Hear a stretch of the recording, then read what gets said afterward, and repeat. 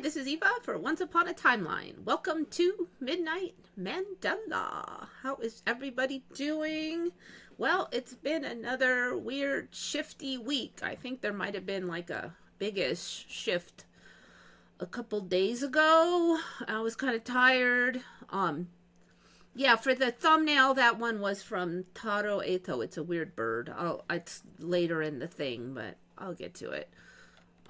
Yeah, I don't know. Do you guys notice any shift symptoms or signs? There's just been when something like changes 10 minutes later, it's different kind of thing. There's been a couple of those. And one of the weirdest ones for me was there's a guy that's about 4 or 5 blocks from here, and at dinner he has one of those like roach coaches. That's what they call them in America, which is food trucks, right?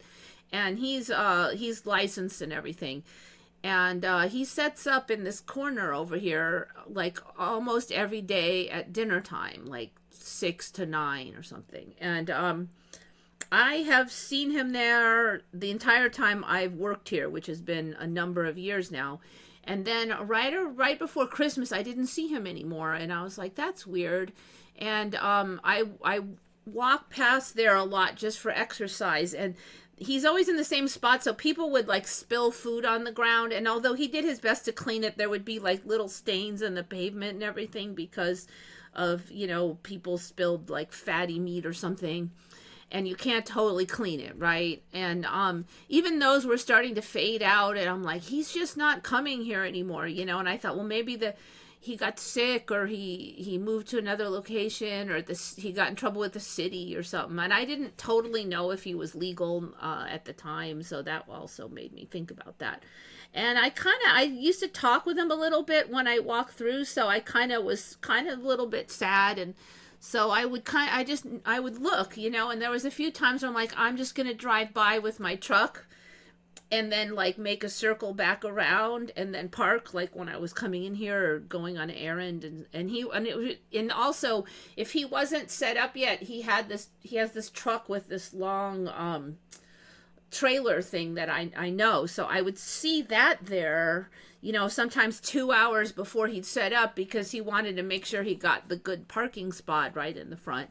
And I didn't see that either. I'm like, that guy is gone. I finally just gave up. I'm like, that's it. I'll never see him again.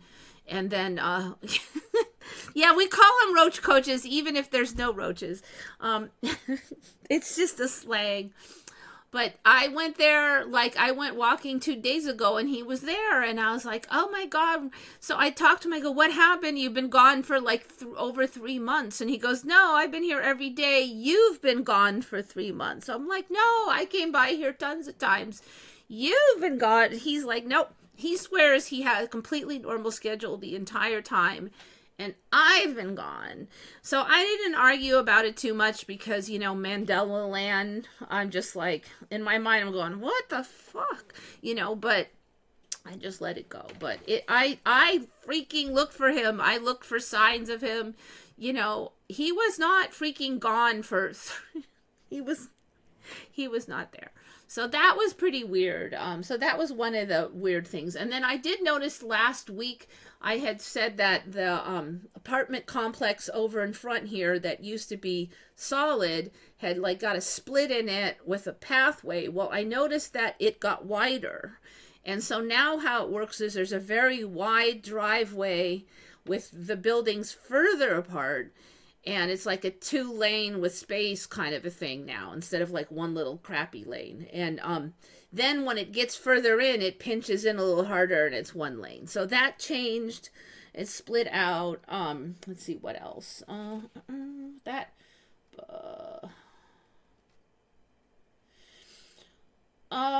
The last month I have been hearing of something that I have never heard of before, and it just wasn't a thing. And it started out as rumors, like, well, it's, a lot of people suspect that, I don't even want to say the word because I'll probably get blacklisted on the YouTube, but they referring to the country that sort of rules the America according to many current conspiracy theorists, otherwise known as our best ally in the best ally in the anyway, them, okay? They who are not supposed to have nuclear weapons. I guess the rumor was that they do, that they see. Then I heard that there was that big scandal because some guy who stole all our nuclear secrets and gave them to that country got out of jail, and Mike Huckabee met with that guy, and I'm pretty sure it was Mike Huckabee, and that whole story. And so I'm like, I never heard that until like a month ago. So if they have obviously nukes, that kind of changes a lot of things, right? A lot of the threat factors. And in this timeline, apparently they do. So I went over to DeepSeek and I just asked, the AI if such country has nukes. And AI says it's estimated they have 90 warheads on regular missiles and submarine launched and whatnot. So I guess they have them. I don't know. Apparently it's the world's worst kept secret that they have them now. Yeah, the small hats. That's the one. Those hats are also a Mandela. I swear to God, they did not have those like 2 years ago.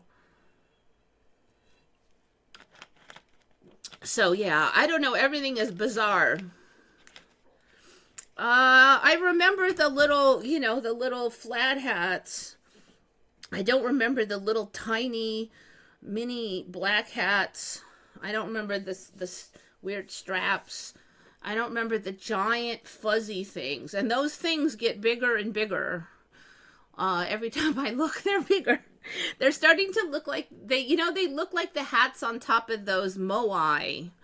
Now I was thinking about that the other day. The moai didn't used to have hats, and I don't think that certain country people had those hats either, but now they both do.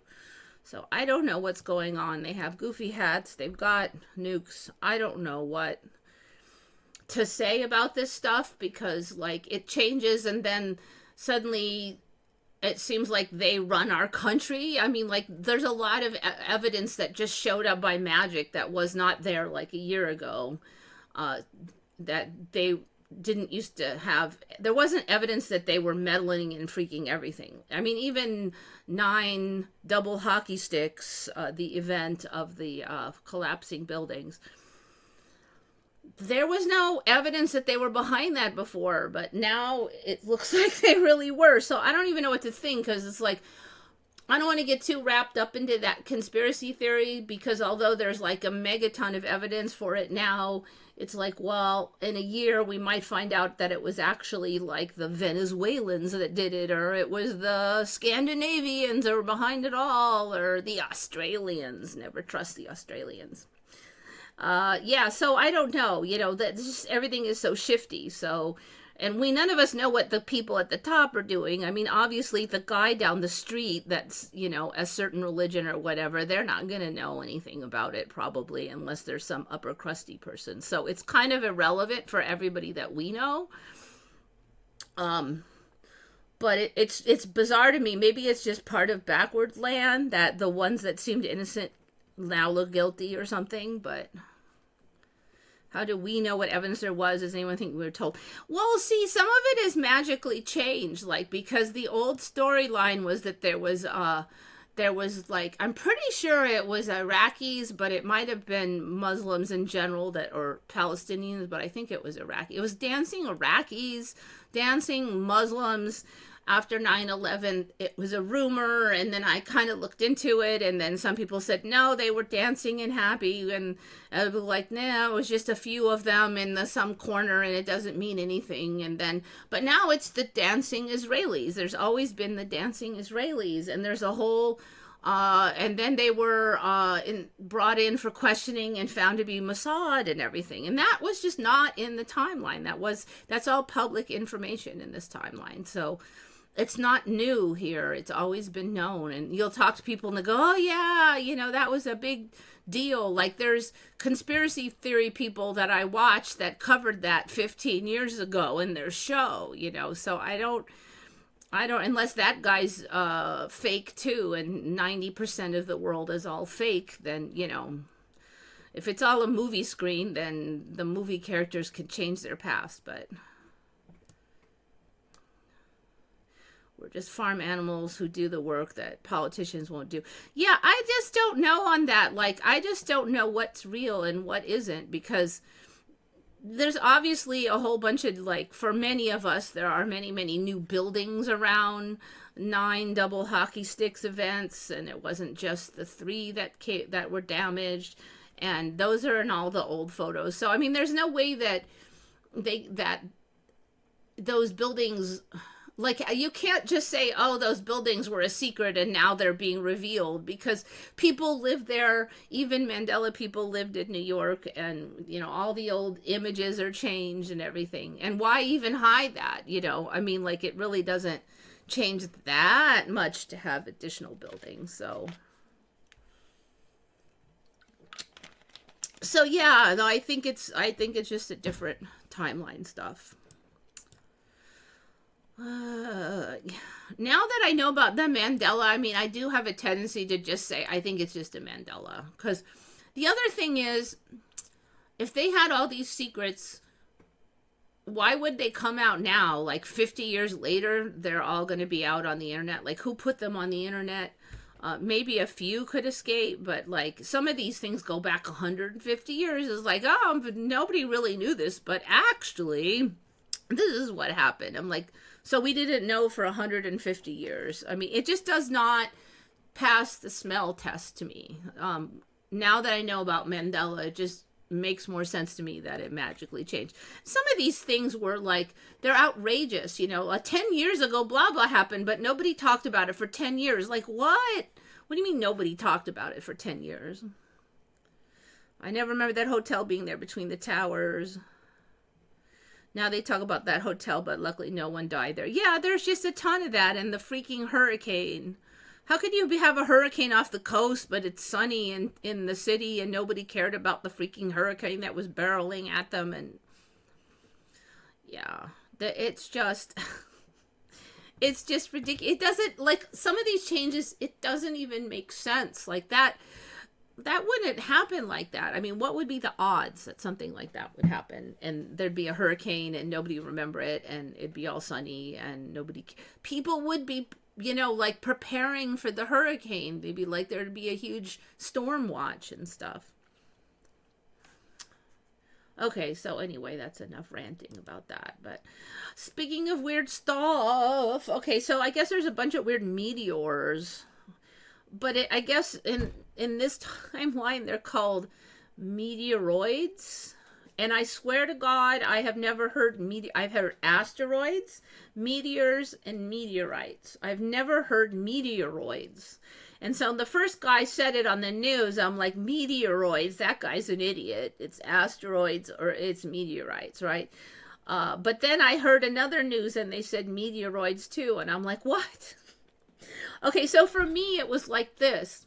And I actually spent some time to get this right, because I have friends that do, I would have called it meteorite hunting all the way up until now. We always called it meteorite hunting, but it might be meteoroid hunting now. But okay, meteorite hunting back in the day, like last year, was, so if they were up in the air flying, like not in the air, but in like in the space, they were meteors, okay?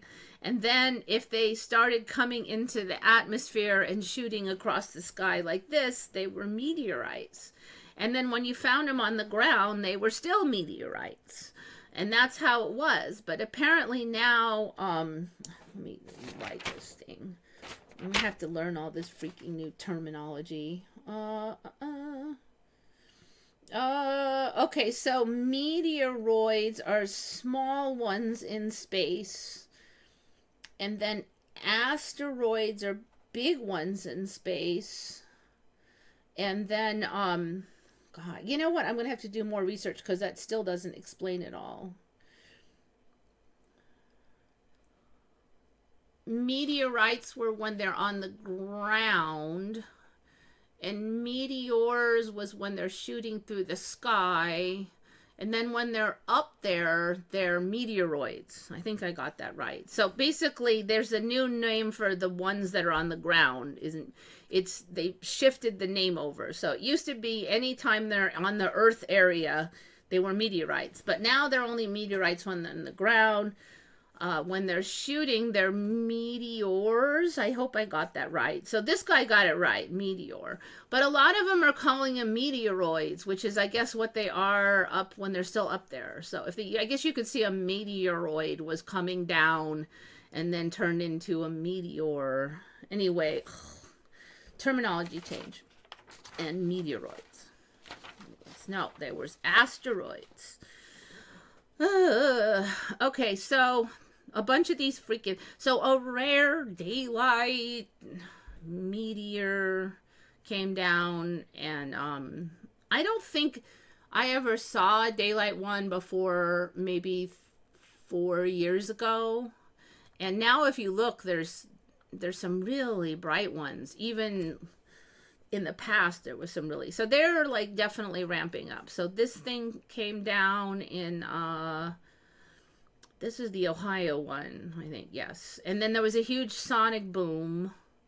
And that was another thing I was trying to figure out. Because I know in the past, I have, like, when they first started showing up in the day, I remember seeing one online where it went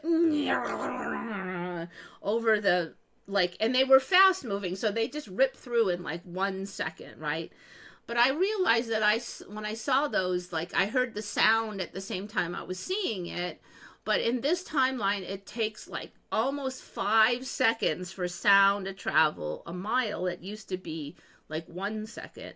And I'm like, well, if it's way up in the atmosphere, shouldn't you hear the roar like an hour later? Because it's like, it's just so long. It's just like, it'd be like 5 minutes later before you heard it.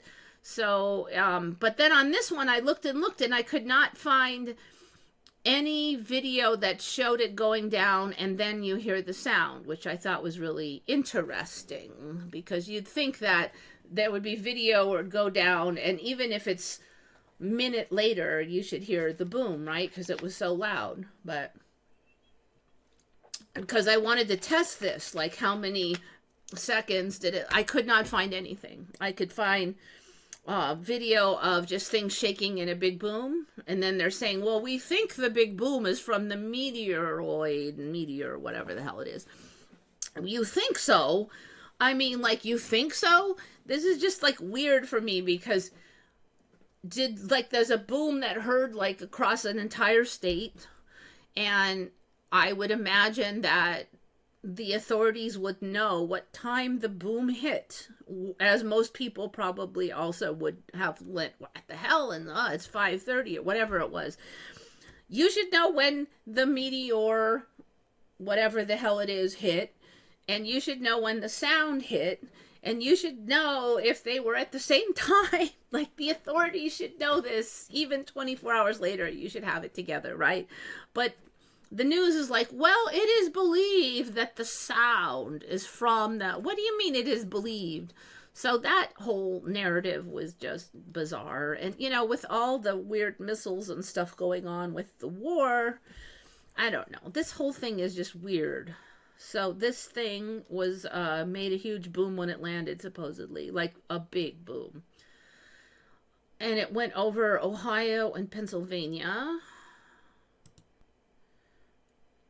And one thing I noticed here is, you could see, I saw it on some of the other video, it leaves some kind of permanent trail skid marks on. I've never seen one do that before.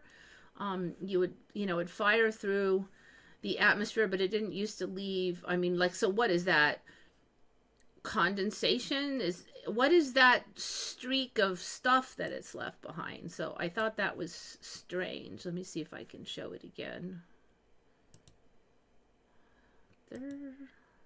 So you could see there's the tail, and there's nothing here, and when it goes by, it's going to leave, it leaves this. I don't know if you can see it on, but it leaves something. And then it kind of disappears. So that was sort of weird. I mean, like, so it didn't really, they're kind of saying it like split up or something.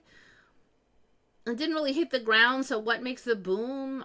And then, like, I don't know. The whole thing is just weird. Like, the whole story of meteors is weird, that they just kind of disintegrate up here, and then yet still there's a loud boom, and then there's a shock wave, and then, like, why wouldn't it just, like, calve off bits? It gets to here, and then suddenly it just goes boosh. So, I don't know. It didn't used to be like that. 20 years ago, meteorites would just fall down and hit the earth. I mean, there was no story that they would disintegrate on the way and then have a huge boom and then suddenly be gone. And then if they did disintegrate, there wouldn't be like a huge boom. So it's weird. I guess maybe that's part of why they're saying it is believed, but still, you should still know when the boom was and when this thing came down. I mean, it's on a million cameras. It's not exactly a secret when it came down. All right, so there was that one, and then there was an even more weird one in, where was that freaking one? Texas. So this one was super bizarre. All right, let me just get, okay, there's more images. Wait, I don't think I want to still be on this. That's the same weird guy, and I want to go here. Okay, this is the Texas one. And this is why it's weird, because it doesn't just come down in a straight line. Have you ever heard of a meteor, whatever, not just going, psht? They go like, it's like, so people are all freaked out because this thing does the shimmy shammy, it doesn't just come the F down. So let's see. I need to turn off the sound. And this is verified that this happened. There's multiple videos of it doing this.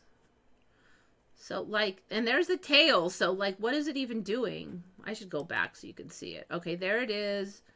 It's coming. The tail's here. Now the tail's over there. See, there's the house. So, it's, like, going up. It looks like it's coming back down. Like, what?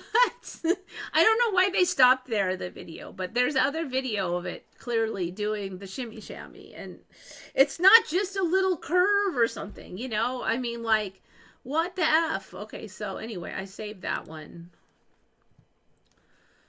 So now I'm like, all right, in this timeline, did they always come down straight or what? And I wasn't exactly shocked to find this thing that says, well, sometimes they have non-linear paths. A question of why is still open to this day. One of the possible theories is that meteors sometimes have an aerodynamic shape that can produce some kind of a lift. How does that make any effing sense?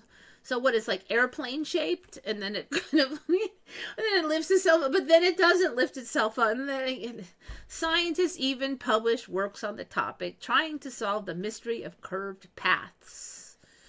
There's a whole book on it in 1998. Then there's like the different ways that they can be. They can have a kink, or they can be, let's see, what are the other ones were. All right, there's curved, kinked, and spiral, which is wavy. So I don't know, that one might be spiral, what we just saw, as opposed to straight paths. The three mentioned paths all have unique characteristic origins and reasons for such trajectory. This is an interesting statement. They do, huh? But you don't know what they are. They don't know the characteristics or the origins of the reasons, as they say right down here. But we do know that they're all different. It's super logical. Anyways, there wasn't a ton on this curved paths thing, so I didn't get much on it. But obviously people are a little bit discombobulated when you have a supposed meteor that doesn't follow a straight path. And this is like all within, I think, the last 24 hours. And I heard there were some other ones too, but these two have kind of hogged up all of the main interests. So I heard something about there being some weird thing sighted off the coast of California, but I could not find it, because when I try to find it, I just find these two. And I have to say, like, it seems like the search engines are more edited and manipulated than ever, too. Spaceship disguises an asteroid. Yeah. Meteoroid. So they're saying if it's a meter or less, it's a meteoroid. I guess that's not too hard to remember. Meter for meteoroids. Space rocks. I don't know, man. I have noticed definitely though that one thing that has consistently been the situation with the shifts is that with each shift things get more complicated. There's new words and stuff gets like more versions and more options and more variation.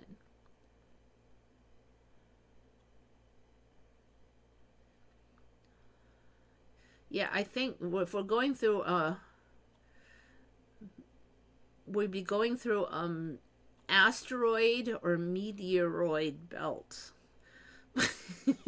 now, because if it's a meteorite, it's on the ground. I think with the, and now I might check again in a month and it'll be something else, but I did check today and that's what I found.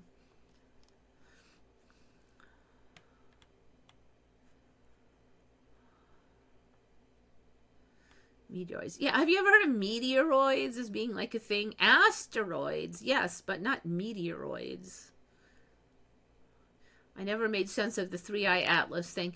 Yeah, that one's a tough one because you have a lot of people on YouTube saying, well, first of all, it had like 3 tails, and then someone else, like some expert, well, we're not sure if it had 3 tails or if that was just an artifact of the scanner or some crap, and then, well, it turned or changed directions, and then the side is, well, it's off-gassing probably on one side, and it did all sound weird, but it's like this, it does some weird-ass thing, and then you look it up, and it says, oh, yeah, they do that. I'm like, no, they effing don't. But anytime anything does weird, then automatically it seems like reality comes up with some kind of mundane explanation. I almost feel like when aliens land, it's going to be like, well, everybody's always known that aliens were here. It's the world's worst kept secret. It's like the nukes in a certain country. I mean, just about everybody knew about it. Where have you been, living in a cave? And I mean, like, it's just like that. Whatever happens. It's like when you have a dream and some weird thing happens and then you go, oh yeah, wait, I remember, that's how it's supposed to be. Well, no, you just thought of, your brain just made that up right then. That's not how it always was. But somehow you think it's normal, whatever weird crap happens in your dream. For a lot of dreams, I'm sure you've experienced that. Some weird stuff happens and somehow you convince yourself it's normal. Then you wake up and you're like, what? How could I have not noticed that is not normal?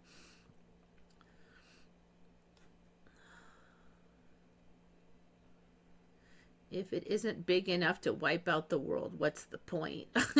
See, asteroid for presidents, I swear every president we get is like worse than the one before. It's just like, it is kind of like, it's just a big joke now. Like, these people, they're just like bad cartoon characters or something. It's just like, they're not even trying to sound like adults.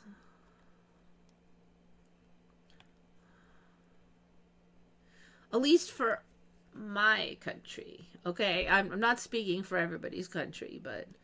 And I would say for certain people, certain high-ranking government people in Europe, a few of them definitely sniffing the cocaine and acting equally stupid.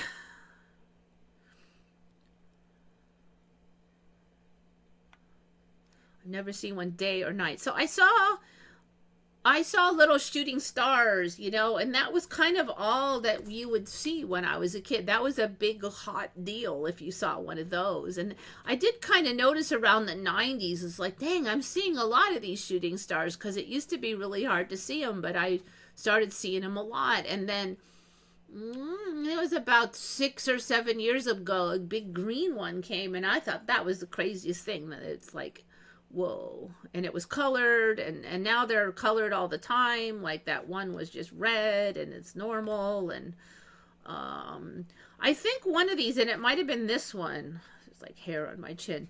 It like the tail changed color and stuff too. We saw some of that with the space launches.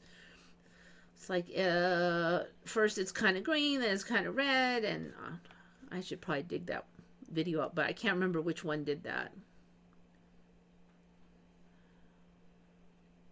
Maybe they made up the whole thing and these rocks aren't what they're telling us. Yeah, I don't know. I mean, they weren't here before, but now when you talk to people, some people say, oh no, I remember that happening when I was a kid. So either something happened to everybody's memory or they're just from a different timeline. But it's not just what they're saying, because people will remember this and swear they remember it. And it's not even always like, you know, certain people kind of have a flippy floppy memory.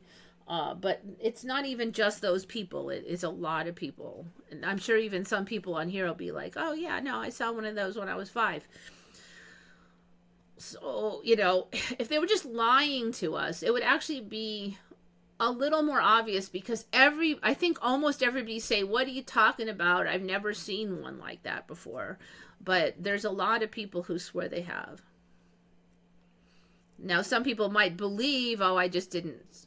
See, I can see this. A lot of people, I've never heard of it, but, you know, hey, no, I don't know everything. You know, they're writing it off, but they admit they never saw it. I could take that, but we don't even get that.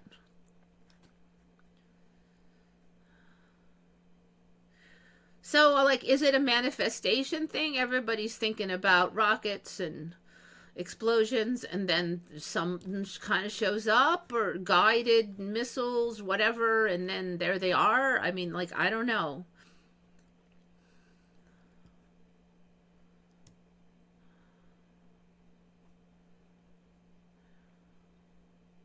I like to see one go.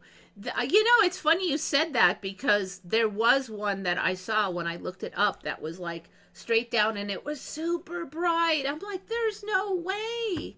Let me see if I can find that. Google. That would have been big news when it happened, but Meteor.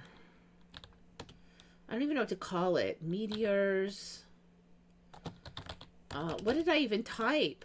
Meteors in Ohio? It might have been in Ohio. Let's see.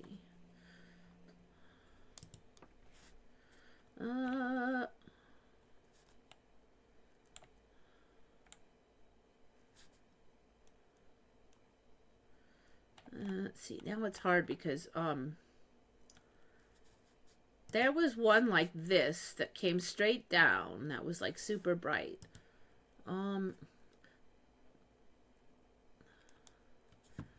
Wow. So that one did happen. I thought somebody had like a laser, but no, this is a meteor.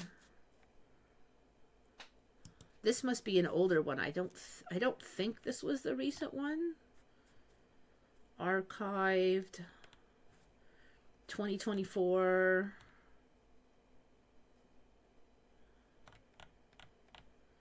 All right, well, there's no video, but that wasn't the one. But if you imagine that one upright and kind of green at the front, that's about what I was looking at. Oh, that one's weird because that one looks kind of curved. That wasn't the one either, but... So, you know, there's so many now.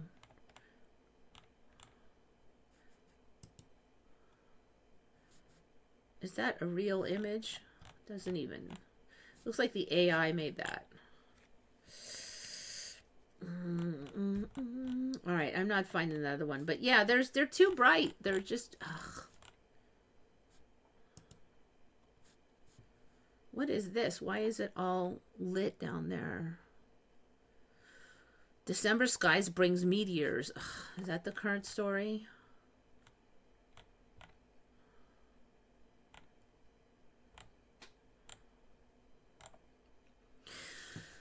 Anyway, my timeline did not have all this stuff. Close that. Can we please talk about how we even know the shape of our countries? Well, I mean, obviously, I can't fly up there and look down and check. But I'll tell you one thing, Australia wasn't shaped with those big horns on the top. For me, I've been watching those grow for years now. So for me, if you kind of shaved off that ridiculous horns on the top, and then you kind of flipped it over, that's the shape it was for me. It was a little bit of a bean shape, but the bean lobes pointed down.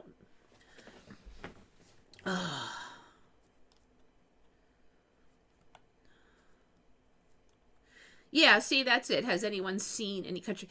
I do know that there's been physical changes, though, because there's like waterways that showed up here that never existed before. Like, somebody said we're going to meet over here, and I hadn't been there in like a year or two, because it's kind of like, it's like 30-40 minutes up, and it's sort of not the direction I usually drive. And I'm like, what is all this crap? I got up there, and there's like freaking water, like inlets, and there's all these bridges, and I'm like, what in the F is this crap?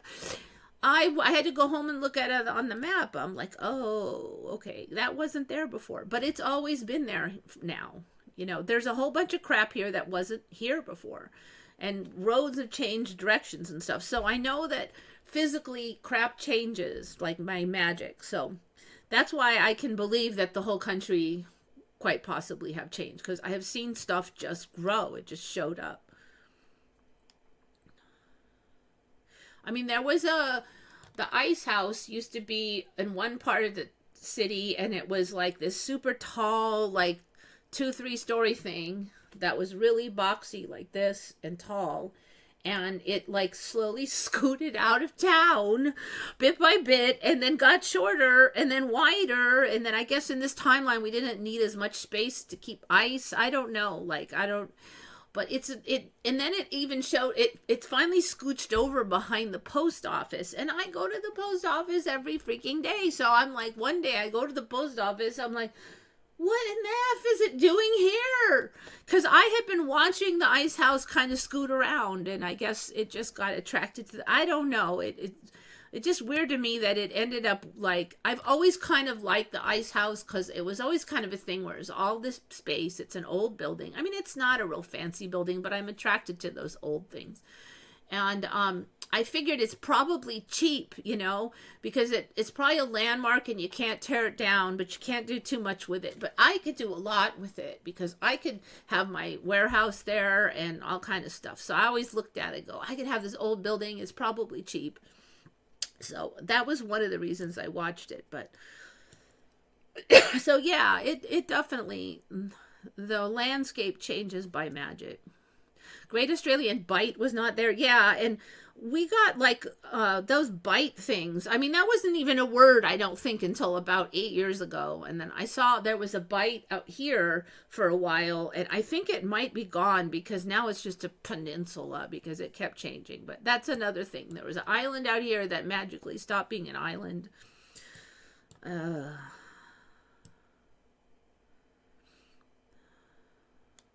Lands are connecting.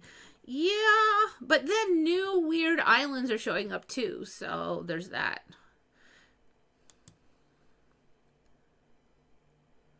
Bite me. Yeah, I know. I know, because, yeah, Shari doesn't remember it being there. I know, because she said in your old lives. Yeah. And then, you know, the thing is, people will say that, and then some day will come by and they'll go, what? I never said that. And then you'll go look back and they never said it. And then you'll be like, ah. It's like, you got it. Everything is so shifty. You just have to like get used to it, I guess.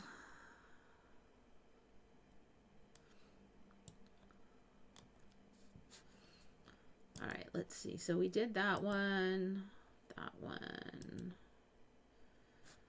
All right, yeah, that's the meteors with the curves paths.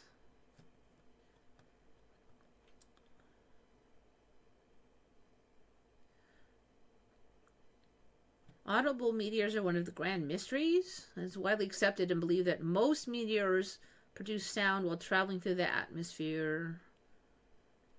Fireballs are usually the ones associated with sounds. Fireballs are typically bigger than regular meteors. Yeah, what even causes a fireball? So, like, is the stuff burning? If it just got hot, like, were they trying to say it's full of gas or something? But these aren't that big. I mean, how much gas could be in there? I don't know. The story of these things is kind of weird.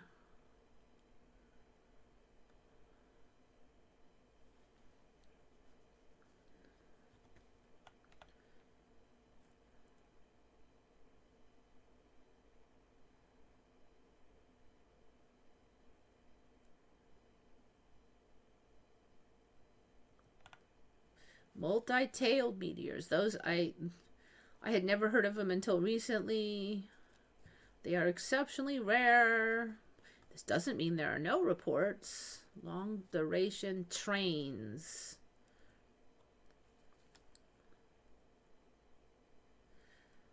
Trains behind last up to several minutes. Oh, that must be when I was saying, hey, there's like that white trail left behind. You know, the other thing I noticed about that red one is that it was very slow. Like, it used to be that they would shoot by whoosh. Now it's like I'm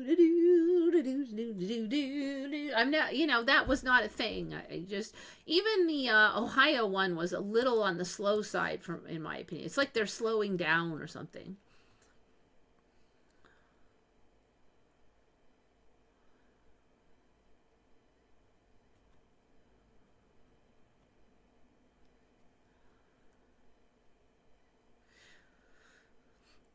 Yeah, I have watched Autodidactic sometimes. You know, my old timeline, he is definitely more strange and out there in these timelines than my original one. But sometimes it frustrates me because I know something's a Mandela. For me, from my perspective, it just showed up, and then he'll be like, you know, well, this is evidence of blah, blah conspiracy. I'm like, no, that thing just showed up. It wasn't even here last year. So sometimes I'm like, ah.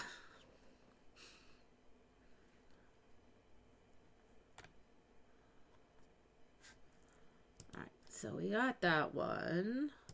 This one's weird because there's like all these videos of certain president of a certain country and trying to prove that he's alive, and then everybody keeps finding weird evidence of AIs in them.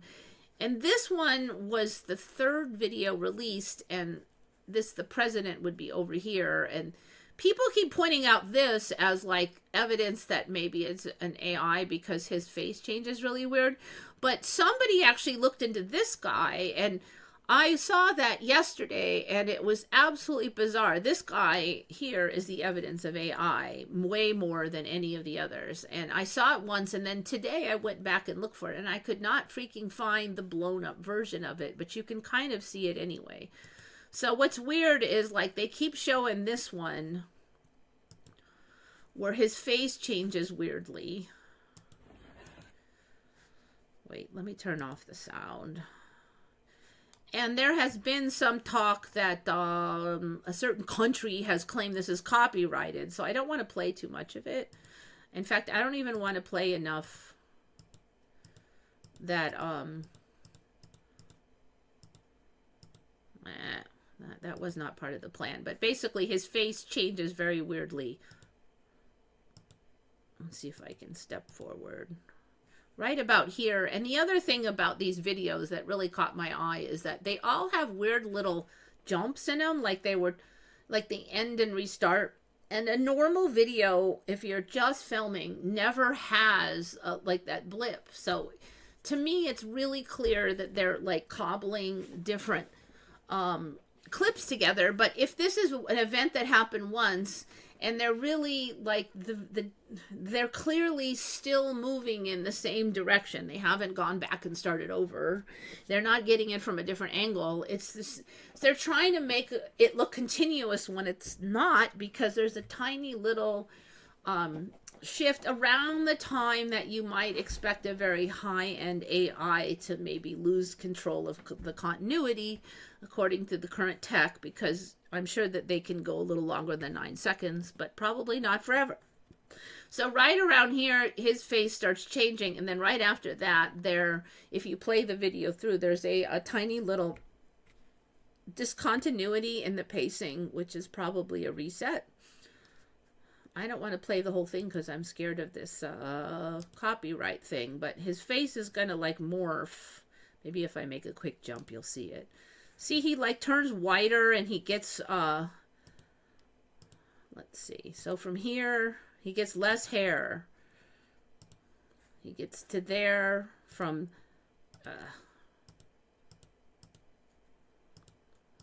stop playing the whole thing. So from there, he has more hair, and then here he has less hair. And his whole face kind of pulls up and stuff, so it is kind of weird, but I guess I could kind of, you know, I still think it's weird, but it wasn't like 150%. On this one, I do think it's very weird that the video before this, there was a magic disappearing ring, but what really is weird is if you, where is that guy? Where's that strange dude? Okay, hold on. Stop. This guy. Okay. If you zoom in on this guy, you can kind of see it in here. I'm really having trouble controlling that. But he has like his face is very creepy, for starters. So his face is like this ashen color, and it's kind of stuck on his head weird, like his face is too small for his head, and then his neck is like very reddish, and then his face is very pasty. It just doesn't look right. And then if you come down here and look at the fingers, they are definitely AI fingers. They're like one of the fingers bends, and okay. And then somewhere in here, if you can catch the feet, one of his feet has like 2 toes. I mean, like 2 separate. He's got shoes on, but it's like it splits, and it's this thing here. This dude is AI. I mean, there's no question that either it's a demon from hell, or some kind of shapeshifter beast, or he's an AI. I think since it's the typical AI problems, it's going to be AI. And this video is kind of cut off. And I notice a lot of the videos that are coming out now kind of shave it off so you don't really see this dude, which I think they might have realized that this dude is a problem. And so they're starting to like shave it so you can't get a good look at him. But basically down here, he's got really creepy feet too. But if I make this thing small enough that you can see the whole person, you're not going to be able to see this part. Okay. And also everybody's focusing on this one. So this one is AI. I mean, there's no question in my personal mind that this third one is also AI. And then they released a fourth one, and that one apparently was taken from, it looks like it was an AI made out of an event that happened in 2024. And there was a few signs of AI, but not as extreme in that one. But I mean, if you release 3 videos in a row with pretty strong evidence of AI, and I feel like this is the strongest one. And then the 4th video has some hints of AI, but you're not sure. I'm pretty sure the 4th video is also AI, especially because the whole layout was exactly the same as an event that happened a year ago. So something's going on with these videos of the president of a certain country, and some people are saying he's dead. I don't know. I mean, like, we could have a shift and he's not dead, or another shift and he is, or he's injured, or he's scared, or I don't know. Maybe he just has a big pimple on his nose. I don't know, but for some reason, these have all been AI, in my opinion. And even Grok for a while was saying that's definitely AI. Also, the audio here sounds, I don't know if you've noticed, but AI has not quite hammered down sound as well as it has visual. And the sound often feels kind of disconnected. And I think it's that the echoes, like when you sit in a room and you talk, and then there's echoes that bounce off according to the shape of the room and things. And I don't think I realized how much that has to be correct or it sounds wrong. You know, it sounds flat. It doesn't have the right echo for the room, and that's a problem that AI is having. And this suffers from it. What is this guy even doing here?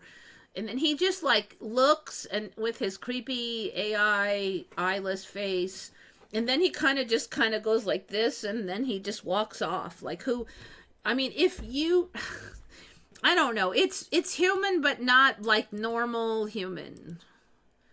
So, oh, I don't think I have it on this one. But he basically looks away, then he looks back, and then he shuffles off like this. It's very bizarre. And he shuffles off with his hands all clutched down here. Like, I'm pretty sure normally you walk like this. Why is he even standing there in the hall? Like, what kind of human just stands in the hall and goes? So you would think maybe he was security, but if he was security, he wouldn't take his eyes off the president of his freaking country, which he does do. He's like, oh. And what is he even looking at? Because he looks over here and there's just a freaking wall. Like, why would you do that? So and then you slink off, and your guy that you're supposed to be watching is like still there. You would be eyes on until they went at least around the corner, right? So I don't think he's security, and if he's not security, then why is he like leaning against a wall in the hall? That's strange. So the whole thing is just strange, and that's the kind of strange that AI does, I might add. So I still feel like it's AI. I just kind of wonder on these, like, in a year, will I look back and there'll be, like, an alien peeking from behind the door or something? I mean, like, these things change. Actually, I'm kind of looking at those roof tiles, too. That roof tile is kind of weird right there. I don't know if that's tile or what.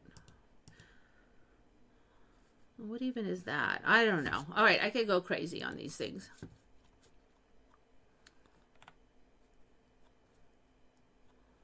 So one thing I really noticed, though, is like they keep concentrating on his face is weird, and there's one spot where his finger sort of disappears, but you kind of wonder if it's behind the other hand or if it's really gone. So those aren't smoking guns. And meanwhile, you got this creeper, this alien creeper homunculus back here, and I only found one video on him, and everybody just I'm like, but this is like the elephant in the room. It's the creepy homunculus in the room. Like, everybody's talking about his face. I'm like, what about that thing? Why? And I don't like, is it the search engine doesn't want me to see the ones that have the really good evidence? I don't know. I don't think anyone else. See, I didn't notice it either. Somebody else noticed it on, I believe it was on YouTube, and then I could not find it again. I'm like, but that's the best evidence. There's a homunculus back there. Usually when good evidence is found, everybody pounces all over it. And so, like, I wonder if it's being suppressed on the Google, or maybe in some timelines he's not there. I don't know. Maybe in a week I'll see it. I don't know. Mimics can also mimic voices perfectly. Yeah. But, like I said, it just sounds flat. Like, the AI voices are not there yet. They just don't. Even when the mouth moves right, a lot of times, and this one wasn't really bad, but if I'm a really sound-oriented person, and I think that might be part of it, that is, like, one of my skills. And never go into the woods at night. That's when you're likely to hear a human voice calling your name. I have gone into the woods at night, and that has never happened, ever. Around here, though, it's mostly like the chaparral desert with a couple trees. So I don't know if it counts as woods, but I have done that many, many, many times. I have never, if it happens to me now, I'm blaming it on you and the power of suggestion, because I have never had that happen. A family gave permission for an AI movie to be made with a deceased actor family member. Yeah, I mean, and it could, I would imagine that the family would have to give permission, or at least agree to shot it. So, you know, they're saying that this interview with Huckabee and the president is proof that he is alive, because Huckabee has come out and said, yes, it really happened. But Huckabee is an absolute obedient dog of said country and would probably jump off a cliff if they told him to. So I don't really trust it. And now if they like had said president go on an interview with like Candace Owens and Tucker Carlson and half of the United States Congress or something, and they all said he was there, I might trust it a little more. But I mean, if there's just a lone interview with the biggest shill in the entire universe, at least in this timeline, I don't think that's evidence of anything. And I don't think anybody else thinks it's evidence of anything. But it's so easy to do this now, because like, some of these, there'll be all these jokes where they put like a Sith Lord in there walking, having an interview, and they'll put Khomeini in there, and they just like popped in all these different characters. And it just shows that if you know a little bit about AI, you can pop somebody in there fairly easily. I have to say, I don't think they did a very good job of it. Maybe they're rushed, and if you've got 10,000 people hunting for clues, you know, they're going to find some clues that, say, 5 people in a hurry didn't notice. But it's like, give up on the AI because you suck. The more they put out with more clues of AI, the more I don't trust it, because I'm like, I mean, like, you put out 4 or 5 different videos of AI, and if you do finally get one that maybe I can't find a clue on, I'm still not going to trust that one. I'm just going to assume that you finally brought up your AI game. Because I know that I have seen AI of that I couldn't find a smoking gun in, but we finally determined it to be AI because we ran it through one of the AI testers, and apparently certain programs put a hidden code in there that says that it's AI. So I will look at it with my eyes. I'm like, I'm just not sure. I'm not finding a smoking gun. And then we run it through the algorithm, and it says, nope, this is clearly made by blah, blah program. Their code is in it. So I'm like, okay. So that AI was so good that, like, say 50 of us looking at it could not find the answer. So that's how good AI is now. A bear with a human voice talking to you. You know, knock on wood, we don't really have bears in Southern Cali, but I think they're coming because there's been talk, a weird bear was found so far south. I'm like, oh, great, we're getting bears. Hopefully all this AI will make people stop watching the news.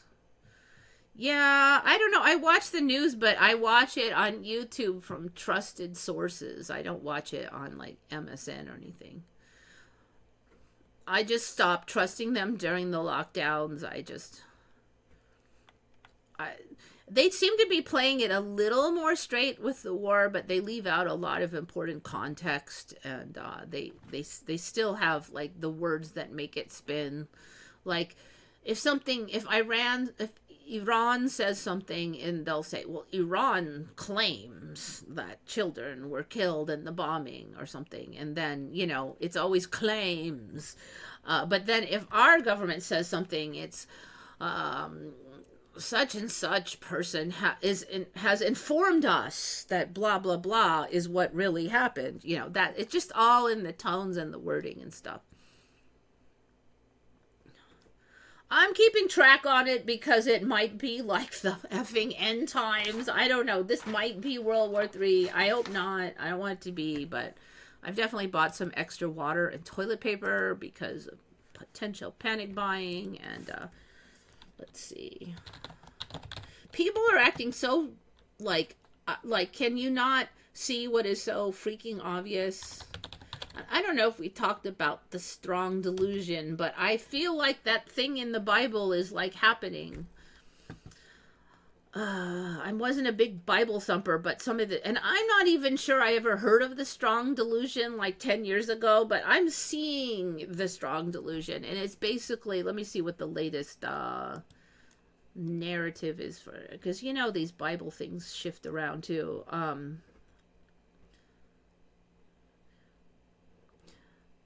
see. The passage is 2 Thessalonians, blah, blah, blah, which states that the lawless one, often interpreted as the Antichrist, will appear with false signs, wonders, and deception. Because people did not receive the love of the truth, God sends them. So receives the love of the truth.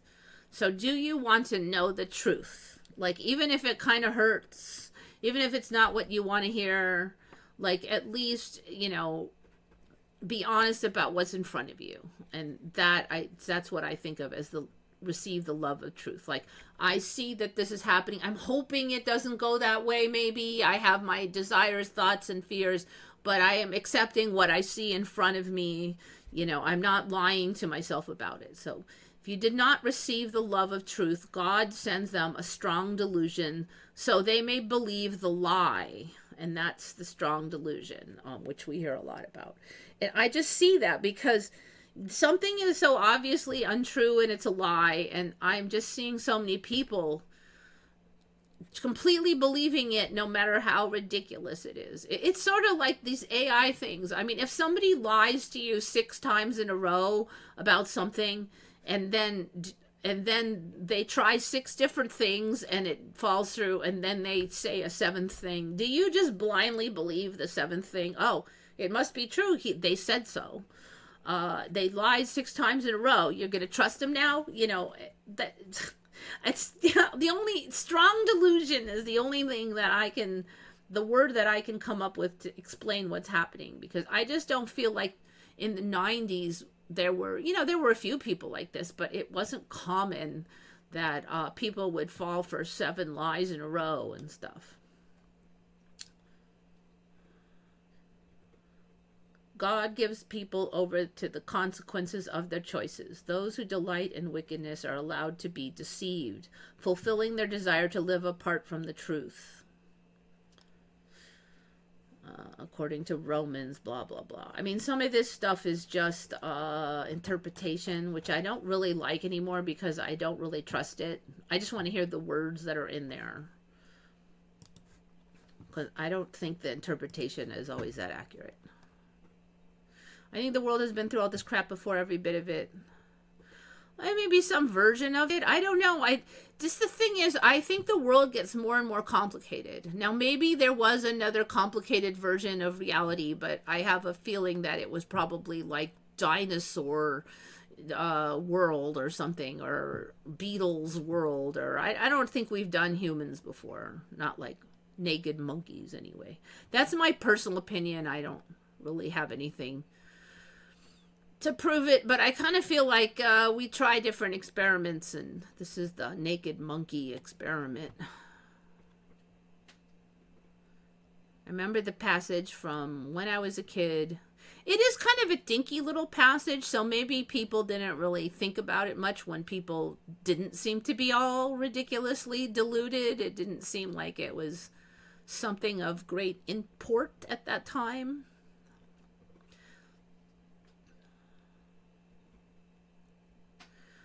What, you're not going to send your troops to the to fix the Straits of Hormuz, Australia? Like, we don't know how to fix it, okay? But could you come over here and help anyways? Yes. I don't know. Oh, never mind. We don't want your help anyway. The whole thing is ridiculous. I've always just gotten so well, for a long time I just can't stand to listen to politicians, but it just gets worse every year and more obvious every year. I think I used to be okay listening to Reagan. He wasn't too bad. I didn't get the super ick like when I used to listen to Reagan. I don't know if I went back and listened now if I would get the super ick, but not to say he's a wonderful guy, but maybe he believed more of what he said, and like every freaking word wasn't a lie. Maybe that was what it was.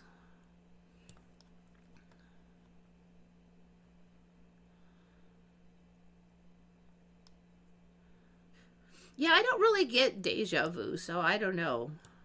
I'm like the weirdo that doesn't get deja vu. Like one time I got it.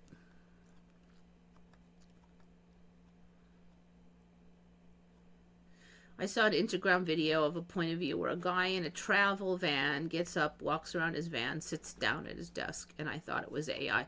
Sometimes stuff kind of feels like AI, you know, like just the way the motion is and stuff. But if I can't find like a smoking gun, like 4 fingers or 6 fingers or something, then I'm hesitant to really come down on it. Like the audio could be messed up for other reasons. But if it's from like a country that lies a lot and they've released a lot of other AI, and then there's like 6 symptoms of AI in there, and even though none of them are smoking guns, I'm going to be highly suspicious of that video.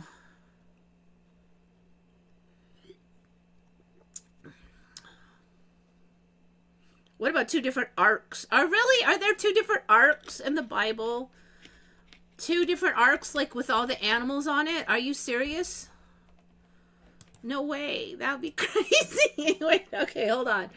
I'm sure there's some kind of weird narrative that somehow, well, not many people realize. Okay, how many arcs are in the Bible? I mean, an arc is like a big boat, right? So I could see that there's more than one big boat, but if there's 2 big boats with both with a bunch of animals, that would be kind of weird. 3. There's 3. There's 3 primary arcs. Okay, hold on. Noah's ark, a massive vessel built to save Noah and his pairs of animals, except for when there's 7 freaking of them.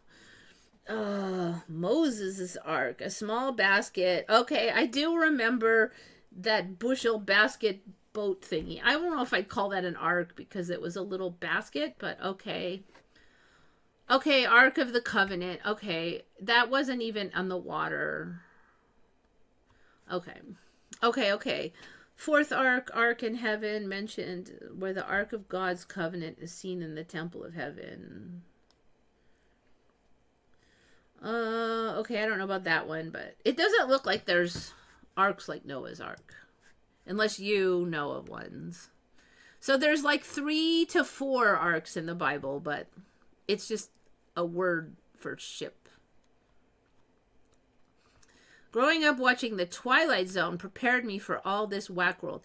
I watched The Twilight Zone and I do not feel prepared at all. I even remember watching The Zone and I'm like, this is fun to watch, but I don't think it would be that fun if it happened to me. At least for a lot of them. Okay, so yeah, 4 arcs. Hey, Shari. How you doing? Not a boat-shaped boat, though. It's more of a gigantic wooden shoebox. Yeah, so let's see. There's the ark where the Ark of the Covenant, and that actually looks kind of like... So what is an ark? Definition of ark. Like it's a long rectangle boat.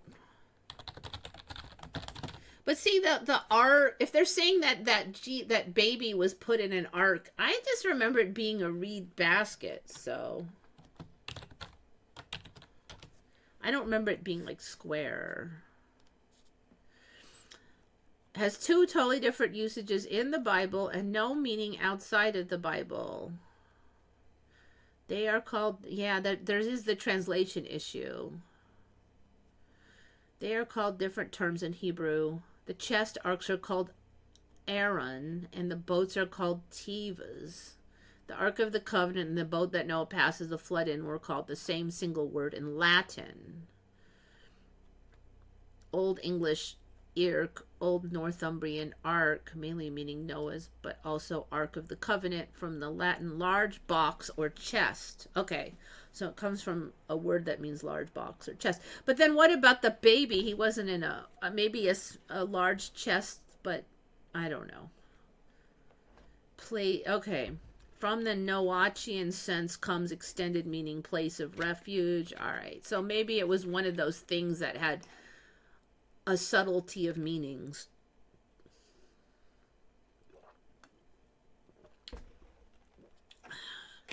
All right.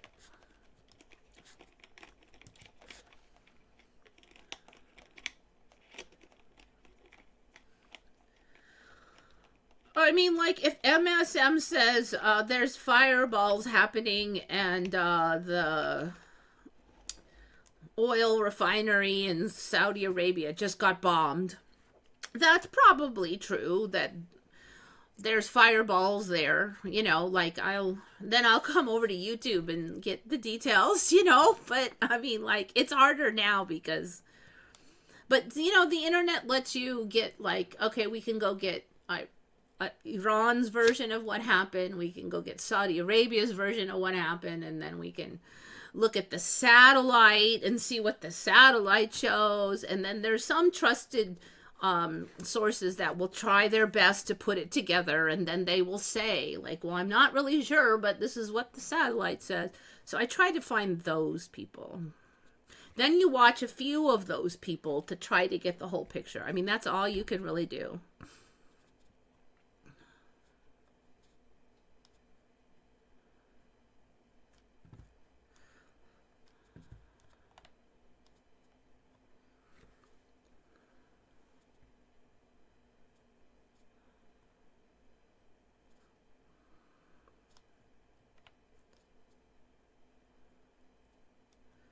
Okay, so if we count it as a large chest,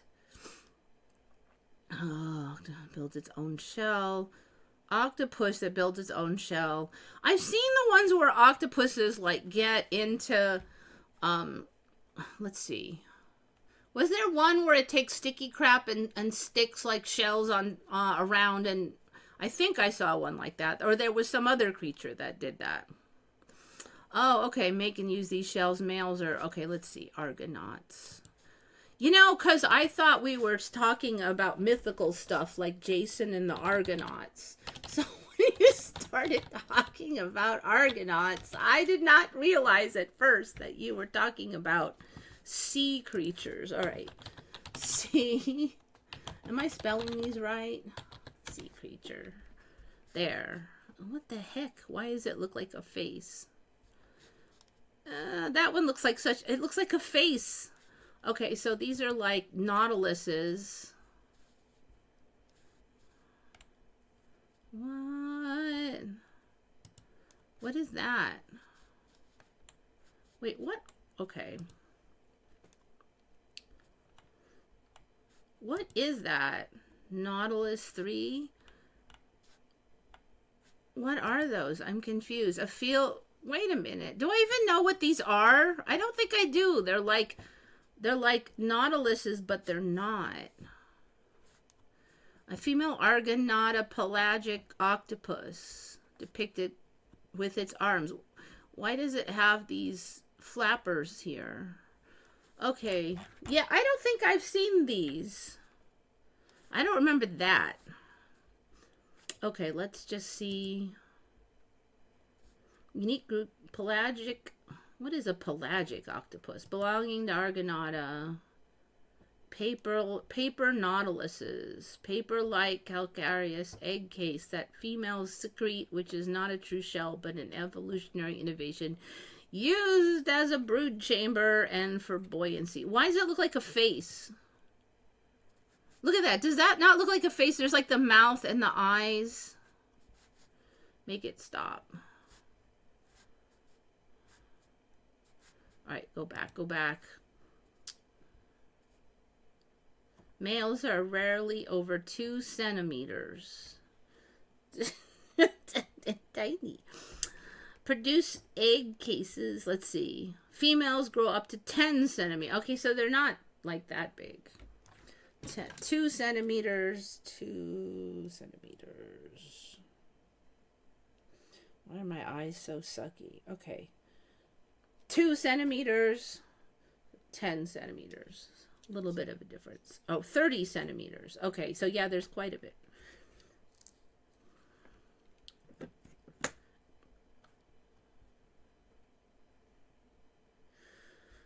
A mate once using a, let's see, and mate only once using a detached heterocythyla. Okay, so they have one of them creepy ding-dong arms that breaks off. The female's egg case is made of calcite, not aragonite, and has a 3-layered structure with distinctive ridges and tubercles. Calcite can be pretty tough, though. Oh, they are not closely related to nautiluses. Huh. Okay, well, you know what? I did not know about these things. How come? I guess that's one of them.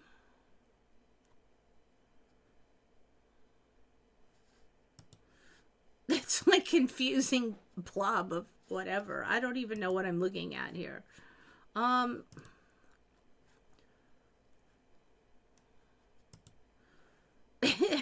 so I guess that's the octopus and then that's the shell.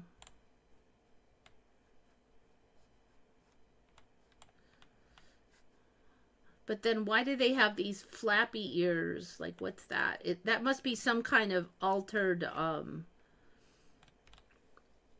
parts of their two of their tentacles must be weird.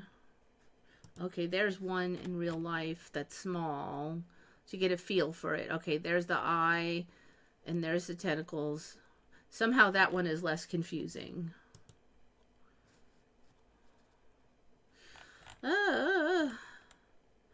I swear things are so complicated now. Oh, there's a black clam. Okay. That might be AI. It looks a little suspicious. I'm going to cry when I can no longer have a clue which one's AI. Like right now that things are a little bit too bright, a little bit too clear, a little bit too much in focus, a little bit too much too trite. I can kind of at least guess to maybe not just automatically trust it, but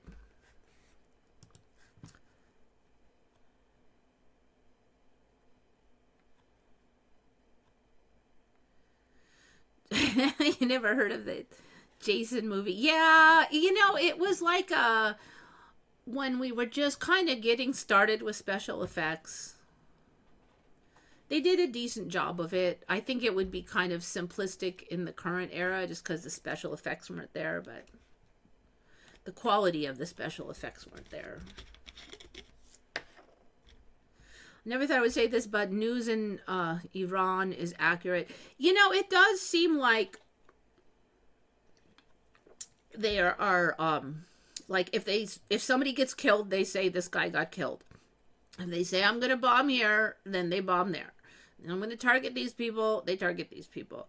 If yeah, I haven't seen any real issues. The one thing I have heard, but I haven't really nailed this down to know the source, but there are a lot of AI videos that they say Iran is releasing of damage in like a certain country, and they're saying that these are disinfo released by Iran, but I haven't actually tacked down if like they came from an official Iranian source or not, because if not, then who knows where they came from, you know. I would say though, if you know, if they don't have, if they can't say that, you know, these officials release this information, you shouldn't trust it no matter what then.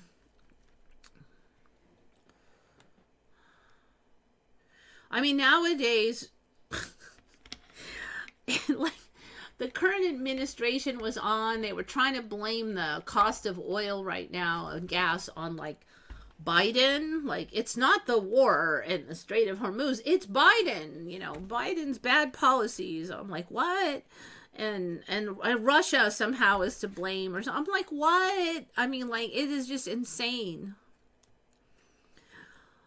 I have this thing that I've been saying a lot lately, and it's really kind of a depressing statement because I guess it's just I'm so jaded that I don't even expect the truth anymore. But one of the things I find myself saying a lot lately is if you're gonna lie, at least make it believable.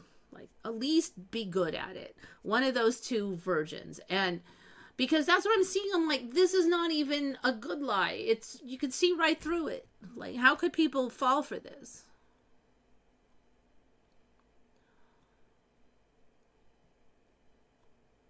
Did you get, oh, there was, yeah, what was the name of that thing again?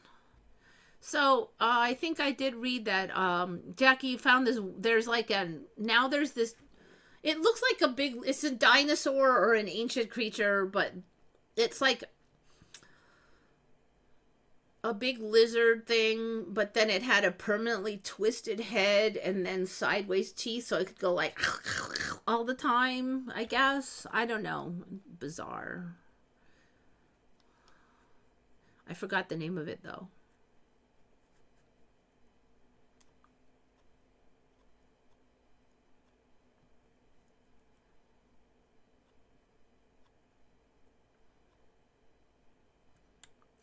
So, you know, for me, it's not as weird as it could be because we do have those like flat fish with the eyes, two eyes on one side. And I had those even as a child. They were like kind of a big deal because of how weird they were.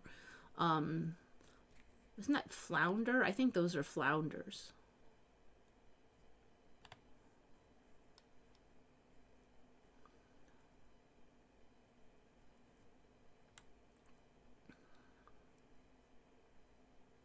Yeah, what was the name of it? I can look it up real quick.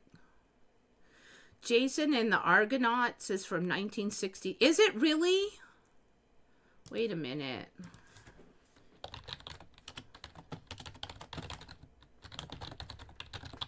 Movie. I think there's a couple versions. Maybe we're thinking of a different one. Because mine was in color, and I'm thinking... All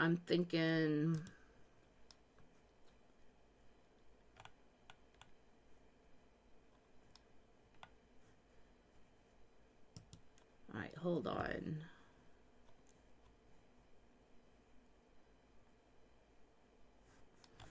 Oh, God, wasn't there some kind of 70s version of it? Images. Oh my God, it is. That's the one. Actually, that's pretty good for 63. Okay, I guess, yeah, all right. I just didn't really, you know, I don't remember when it came out, but I knew it was sort of around when I got old enough to be interested in those things. Yeah, actually, that's pretty good for 63. I thought it was more like 70s, but you're right. I don't actually remember them saying there's this new movie or something. Yeah, okay. Actually, it was really good for 63. I wasn't born yet, but I can only imagine that it was considered quite good then. Because, yeah, that's the one. It's this one. Did they colorize it or something? Because I don't remember it ever being in black and white.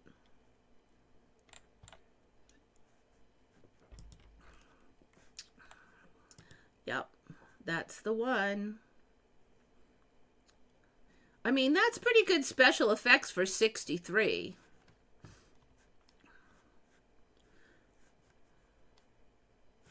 Actually, I'm pretty impressed that it was from that long ago. So it's just your basic adventure movie that's based off of some of the old, what is it, the Greek tales? The Greek stories. So he has to contend with the different gods and their drama, and he has to go and defeat some creatures, and he gets attacked, and he goes on a voyage on the ship, and that kind of stuff, you know, action adventure stuff.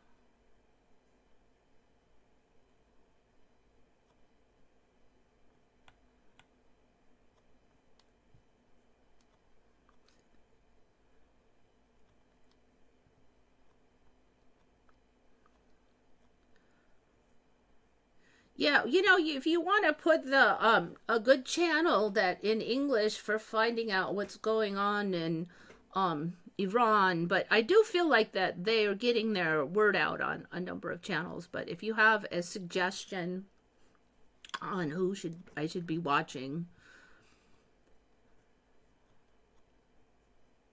So they say that the majority of people are born in the summer. So I think June might be the most common month to be born in. It kind of makes sense because you don't really want... And there has been some... Wait, I didn't mean to turn that on. There have been a number of... I mean, what am I even saying? It's not good to be born when it's freaking freezing cold out. I mean, it doesn't matter as much here, but... My parents are in their 70s and they hate it. Being in their 70s? Yeah, I want to be like, I want to have my brain but be younger. That would definitely be nice. Oh, so Shari, I was just like thinking that if you had access to any video that you wanted put out, I could put it up. I probably wouldn't put it on this channel because I wouldn't want to risk this channel, but I could like put it on YouTube or something. I don't know if you have it. You know, it has to be real video, obviously, but I have no idea if you have sources in Iran video that you would like to put out of what's going on and stuff. But I would guess that it's getting out anyways, but you know, it's kind of tricky because I think that there's certain blocks on Western access because they're trying to block all the coup attempts and stuff.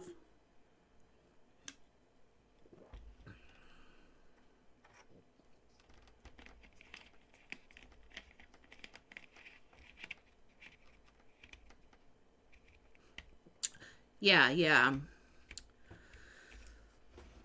Yeah, the older you get, and then you get like, oh, your knee is hurting, and you get tired faster. Although I have to say, with all the shifts, I'm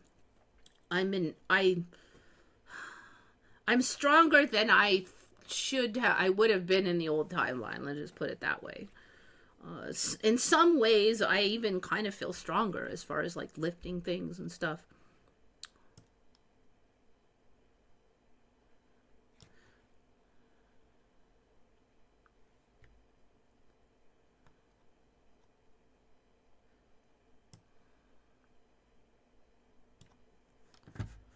Okay, so that's I'm really curious what's going to happen with this AI.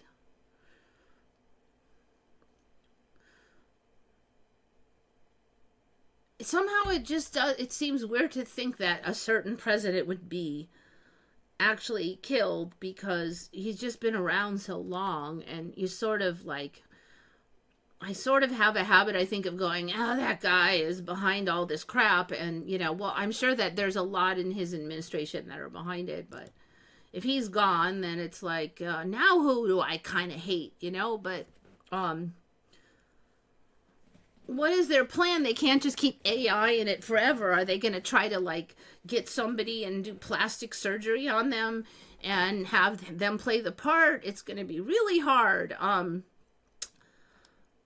Or maybe he's just wounded and they thought he's going to recover and then he didn't. Or they got themselves into a hole and now they don't know what to do. I mean, somehow everybody is so stupid now. I could just see them like not planning ahead and going, we don't want to admit it, make an AI out and digging themselves into that hole. And then once you make a lie, you have to keep maintaining the lie. Okay, this was one from Taro Eto, our friend in Japan, and this is a Japanese one, but I just thought I would throw it in here. But apparently this little, I don't know, what do you call it? This little character is very famous in Japan, and this little character used to hold a trumpet, and now she doesn't. So I don't know this character, and I don't even know what these red tabby things are, but it's probably some product thing. But she no longer has a trumpet, so that is for all those who say that it's all Western AIs, MEs. Then no, there are ones in another country, but you need to have somebody from that country over here saying it, and we don't get that much. But Taro does help us out. So I just thought I'd throw it in there, even though for most of us Western people are like, who's that? I don't know. Okay, this one, I'm pretty sure this was Jackie's one.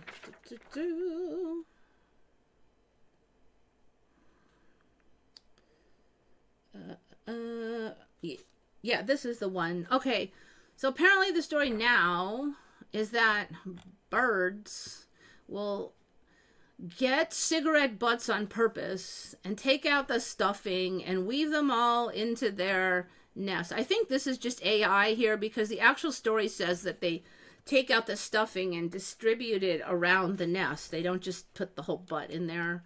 So this is probably AI. But and that they do it to keep pests away.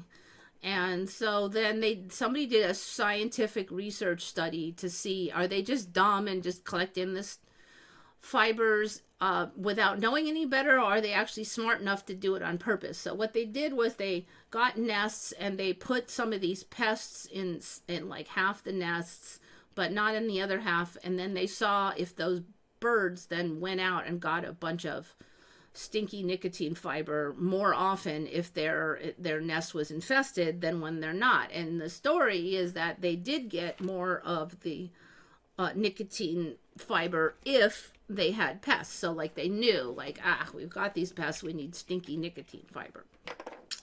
So it's not the most shocking one, because we've already seen that owls have pet snakes for their pests, which I don't really totally understand, because wouldn't the owls just eat the pests themselves? But anyway, so everything is so smart now that like even like there was house finches and a number of other birds that did this. And so they're not like a rare bird in the tip of Africa or anything. These are really a common bird would do this. And I'm sure we're going to get more and more stories. And this is not related to the story at all. So that everything is smart now, like super smart.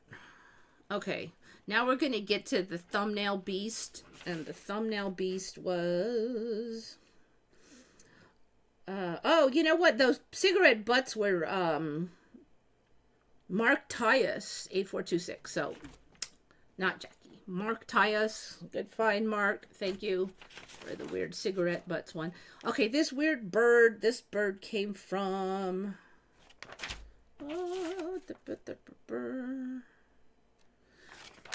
everything is all out of order, so that's not really helping.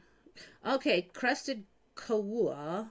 Oh, this is for our friend in Japan, Taro Eto. This thing is bizarre. So it has its normal eye and then a whole new color shape of eye around it, making it look like a big cartoon bird.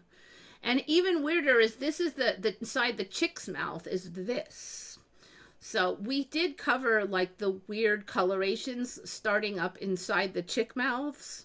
And so now we got both. We got like this. Crazy free. This one looks really weird. I don't even think that's AI. That is so crazy. It's like something from some ridiculous cartoon. Look at even the little ones have it, and then they look angry. That looks like, oh my god, that looks like Angry Birds, doesn't it? That ridiculous video game. Wait, Angry Birds. I wonder if that's how it got started, from Angry Birds. Maybe not as much as I thought, but somehow it reminds me a lot of Angry Birds, because the eyes are about the right size now with that fake eyes. There we go. It reminds me of Angry Birds. Or maybe some kind of weird Pokemon.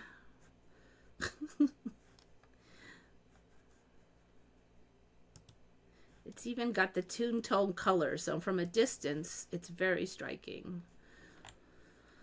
Now, I do think if I had seen those before, I would remember it.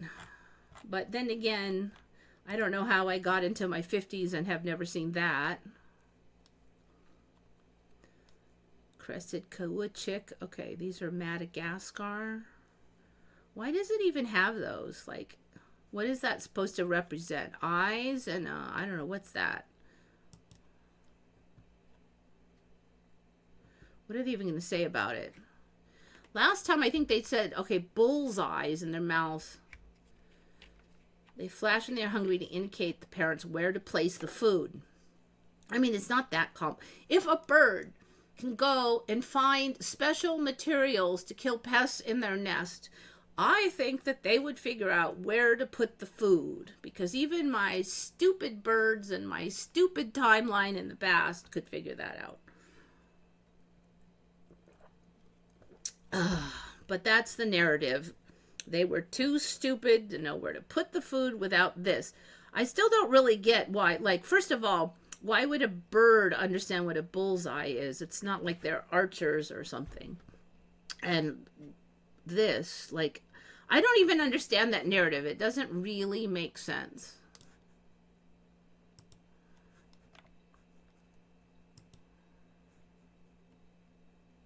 target for fees. So, like, but you don't want them over here at the top of the mouth, do you? Don't you want it down the throat? So that doesn't even make that much sense to me. I'm thinking maybe the narrative will be that this is to scare predators because it looks like some kind of creepy eyeballs and monster fangs or something. That might be a... I mean, look at that. If you saw that, you'd be scared. It's more scary than that. Look at it. I'm voting it's to scare predators, okay? Because I think the mama bird is smart enough. Maybe they want to make their head look really large. They're not. I'm too big to eat, and I have a scary face. See, it looks like it has fangs.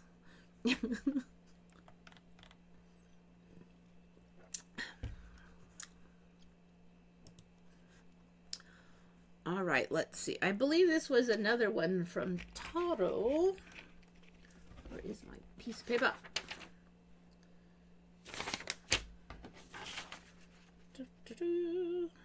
Yes. She called it the aorta. She had a word for this, but basically we're looking at the heart. I don't know why it's... I think I just called it, yeah, human heart. I don't remember all this. I feel like this is getting kind of ridiculous up here with all this stuff. So I just typed in human heart, like, it's starting to be actually heart-shaped, isn't it? Like, it's slowly getting there. Maybe if these lumps come out a little, but, gotta watch. There's a lot of AI ones, but, like, is that the shape of the heart? Because it wasn't. So she was kind of talking about that. See, some of these, I don't even know, like, there's too many AI ones. This one looks pretty realistic, although it's icky. These things are huge up here as the point that she was making, I'm making. It's like, what is that? I mean, I know it's the arteries and the veins, but they were so tiny before. How can you still have heart disease when they're that freaking big now? So wrong. So yeah, she had a word for it that maybe that's how the how it translated, but I couldn't find the word that she had, but I could see by the image that came up that it's supposed to be, it was aortic something or other, and then it was this stuff.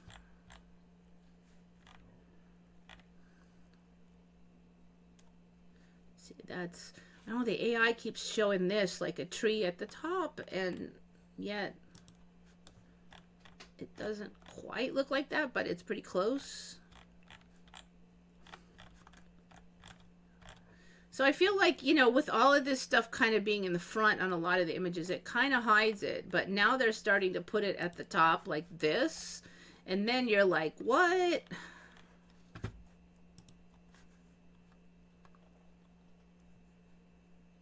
Oh, I already watched the Duran. Yes, I love the Duran. I've been watching them since for a long time now. Since the beginning, I think, of the Ukraine war, I've been watching the Duran. They're pretty good. Every now and then I get a little frustrated, but overall they're good. I like, what's that dude? The guy from Cyprus is my favorite guy. He's a little, the other guy lately, I don't know why, but he's just been like, how come Russia just doesn't attack? Why doesn't Russia just do something? Why does it? I'm like, what do you mean? Like, I don't know. He's kind of been bugging me lately. The Cyprus guy I still like though. I do watch the Gray Zone sometimes. All right, let's see. What's this one? Let me go all the way back here so I don't miss any.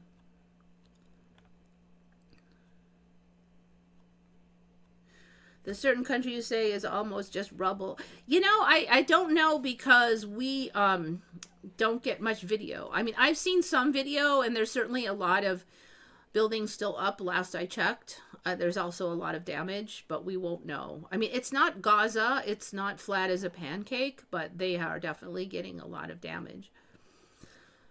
And Iran is a big country, so it's going to be a lot harder to bomb everything in Iran than a tiny country where you can just concentrate all the bombs. So that's another issue that Israel has.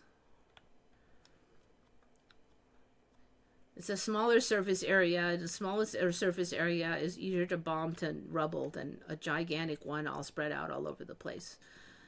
And, Iran has all their stuff underground, who knows where. So good luck finding it. Nobody knows what Iran has under the ground.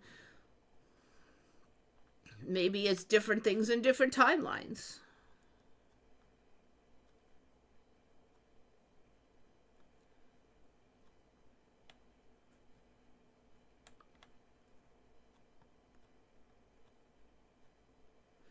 Glenn Decent. I've heard that name. I am not sure if I've watched him or not.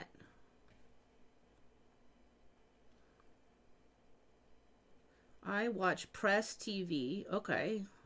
Let me just write that down. I don't do a lot of X. I was for a while, but now their search engine is getting difficult. I used to go there to find the good stuff, but like if you type in certain president fake AI video right now, I didn't find very much. And I know there's like it was the hottest topic on X, and yet it's not coming up in the search engine that much. So I think we definitely are seeing, and also they removed Grok because Grok kept saying that that's AI. Like if you run those videos through Grok's like that's AI. And so then they turned off AI for normal users and only paid users could use it. And then I have heard, I've not tested it since I'm not a paid user, but I have heard that Grok wouldn't answer or would say, I don't know lately on those. So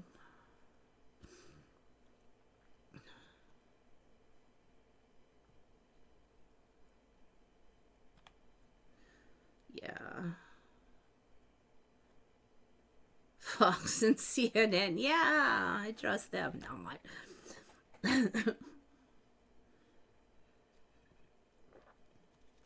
Yeah. Yeah, Alexander Mercouris, that's the guy in Cyprus. Although I'm not sure if he's still in Cyprus now. I don't know if I've seen I'm sure I've seen Mearsheimer. I've seen those guys. I don't know about Daniel Davis. Yeah, okay, so you're kind of watching the same people I watch.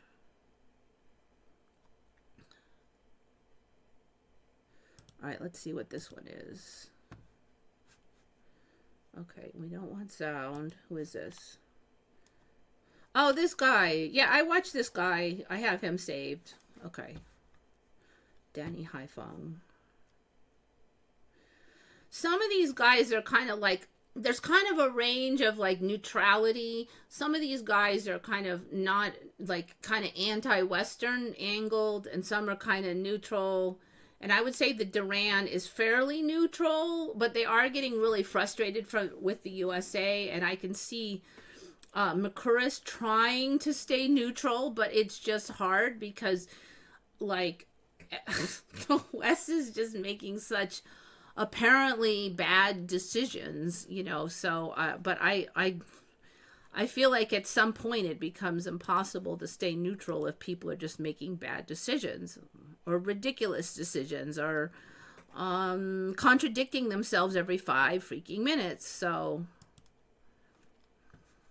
let's see, who is this? Yeah, that's Danny. Okay, we already did you. Yeah, I have all those saved actually. Okay, well that's interesting. Oh yeah, so Jackie was talking about there was a medication called 666 in the United States, and it was more popular like 100 years ago, but apparently there's some of it still sold. That actually, I saw that on the Mandela effect on Reddit a while ago about there being 666. I was a little bit unsure if I wanted to cover that just because, I mean, it looks like it wasn't really sold much by the time I was born. So would I know about it? Not necessarily. I do think it's pretty bizarre that anybody would buy a medication called 666, but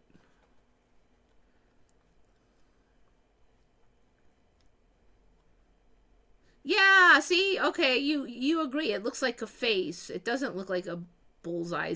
If it was a bullseye, the bullseye should be around the throat. But then why would a bird understand what a bullseye is? I don't know. So yeah, I think it's maybe to scare off.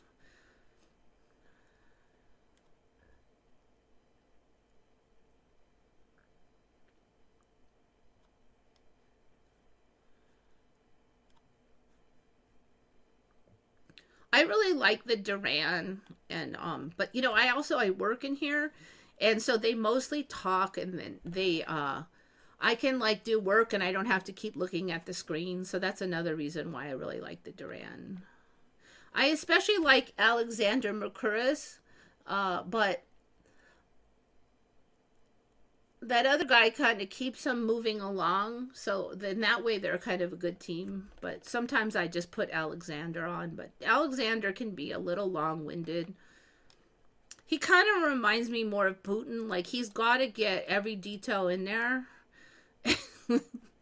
And sometimes I'm like, all right, I got it. But but yeah, he has a really good take on things. And he has a lot of connections and he kind of knows what's going on in a lot. He has a lot of sources that are fairly accurate. That medication known to me since 2017. 666, really? That's, yeah, I don't know what to say on that one.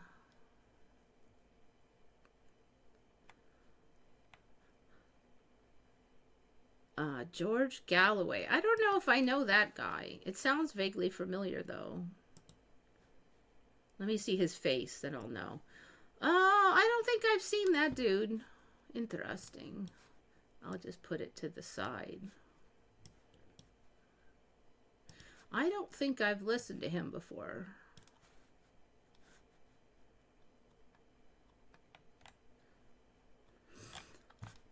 Okay, so we got that one. So that was from Taro Eto, our friend in Japan. Let's see. Who did hallucinogenic fishes? I think I'm actually sort of in order here. And that was Jackie. Okay. So Jackie found this one called Solema porgy, which was a hallucinogenic fish.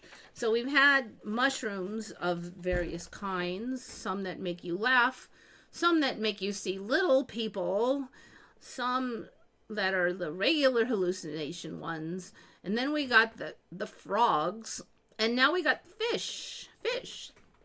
And she found the one, but when I looked it up, they had a name, and when they have a name for something, I'm like, there's going to be a lot of them when they come up with a fancy name, and the fancy name is Ichthyo.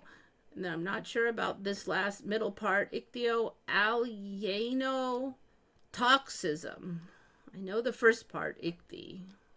I don't know how to alienotoxism or hallucinogenic fish inebriation.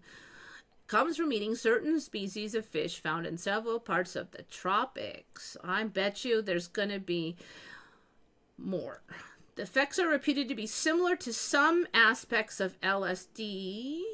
Now, there have been some stories of people like seeing demons and scary stuff, but all of those examples were people who just thought they were eating normal fish and weren't expecting to have a hallucinogenic trip. And I do think that would be really freaking scary if you didn't know it was going to happen, because you're just going about normal life and then you start seeing stuff that should be impossible. That would be really, really scary, I think. If you know that you're doing it, it's a whole nother thing. Because then when you see some weird thing, you know, oh, that's okay because I just took LSD. So I think you have to kind of look at like intentional events of it to understand like the real situation there. The species most commonly claimed of producing this kind of toxicity includes several species from the genus Kyphosis. It is unclear whether the toxins are produced by the fish themselves or by the marine algae in their diet, but a dietary origin may be more likely. I think it's because they were saying, at least with this one, Sarpa salpa, a species of bream, widely distributed coastal fish, the fish that make dreams in Arabic. In 2006, 2 men ate the fish, caught in the Mediterranean, were affected by the thing, and experienced hallucinations lasting several days. Now, the time range I was reading was like 36 hours, which is really long because usually LSD is more like 12 to 14 hours, depending on the person. And that is also pretty long, so I really wouldn't. I don't think it'd be very fun to go that long because you want it to end and then go to sleep. But another hallucinogenic fish is Cygnus spinus, called the fish that inebriates in Reunion Island, and Meloides flavinoides, the chief of ghosts in Hawaii. You know, this freaking sentence here, I don't remember it being there earlier today. I just remember them talking about the fish that dreams, and I go, oh, they got a fancy name in Arabic and everything, but now they have 2 more fancy names for Reunion Island in Hawaii, so that is interesting. I'm very suspicious about this last sentence. Okay, so there are a lot of them, and not a lot of information on what's causing it. Like, they don't know what is the stuff in the fish that makes it happen. For Sarpa salpa, at least earlier today, they were saying that it can be seasonal. So sometimes you eat the fish and it doesn't happen, and sometimes it does. So they were thinking maybe it came from the food source of the season, but there's not a lot of info, and that'll probably change anyway. They are bombing the old sites in Iran. I have heard that they're carpet bombing it, and I wouldn't be shocked. But one thing I will say is, the sites that get bombed, did you know of them before? I'm curious. Like, they say this thing got bombed. Did you already know? Like, if America, they said they bombed the Empire State Building, then I'd be like, oh, I knew that one. But if they said they bombed the pelagic planetarium of the 1900s in Minnesota, and it's, the best planetarium in the whole country, and I'd be like, whatever, okay, it's sad, but I've never heard of it.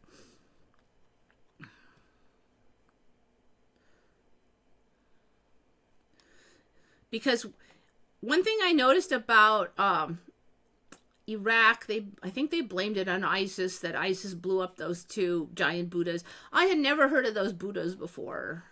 And after those 2 Buddhas were supposedly blown up, there were freaking Buddhas everywhere.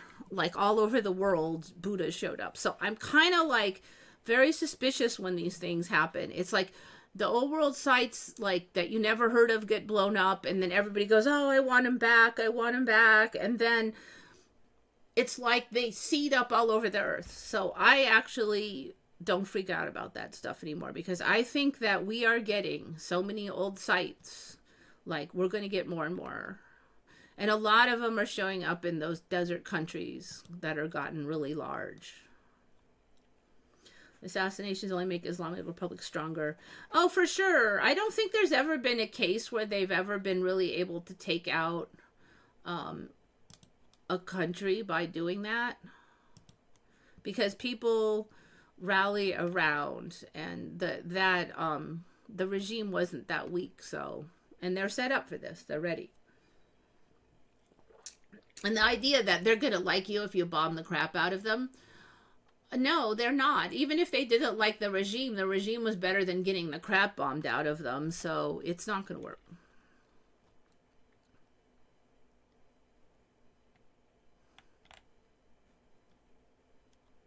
Find a lot of Emmys on X. I guess I should type it in and see what happens. It's like with the animals that go extinct, wait long enough and they'll come back. Yeah, see, the thing is, I've never heard of one going extinct that I had ever heard of before. Like, they'll just say the three-legged platypus dolphin just went extinct. I'm like, I never heard of that thing. And all the ones that they said, oh, these are almost extinct. No, they don't. They just end up with more and more. So I've never known a thing to exist and then go extinct. And some things that were said to be extinct, unextincted, and like the buffalo. A lot of us remember the buffalo had been hunted to extinction. They are bombing the cities and the sites and the palaces in the middle of the sea. But have you heard of them? Because there's something weird about reality where, like, stuff gets bombed, but you never heard of it. Like, the stuff you know doesn't go away. You just get more. So you have the narrative that this thing is getting lost, but in the end, we end up with more because you didn't know the thing that was... I don't understand. I don't really understand it, but that is just how it works. So I don't stress out about it as much as I used to. All right.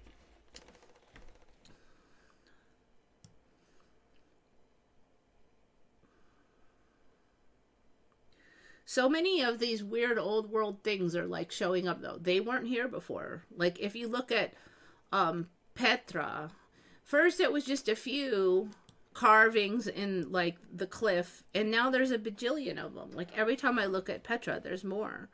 It's just growing. There's like 100 times more of those old ancient things than there ever were in my old timeline.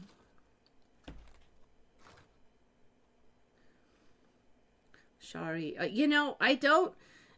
Like, if you're in Bahrain and those places, like, just don't get over there by the Air Force bases. And if Iran says they're going to bomb, like, say, the Amazon center, just make sure you're not near there. And you'll probably be all right, because they're very targeted. And they announce, this is what we're bombing next. So get out. So, I mean, if you work at Amazon Web Services, I suggest you call in sick if they aren't throwing everybody out already. They released a list of businesses that are next on the target list, so don't work at those. You know, the certain country that shall not be named, it's very interesting because it doesn't seem like they're letting people out very much. So, like Bahrain and those, they're limited because, you know, their airport's getting bombed and it's not safe to fly and there's too many people. But another country that could fly a bunch of planes has not been doing it. And they basically said anybody that wants in can come in, but people who want out can only go out on the planes that flew people in. We're not flying any extra planes, and they're not letting a lot of people on those planes. So it's very, very, very difficult to get on those planes going out. So you're pretty much stuck there unless you're very high ranking. So it reminds me a lot of what happened in Ukraine.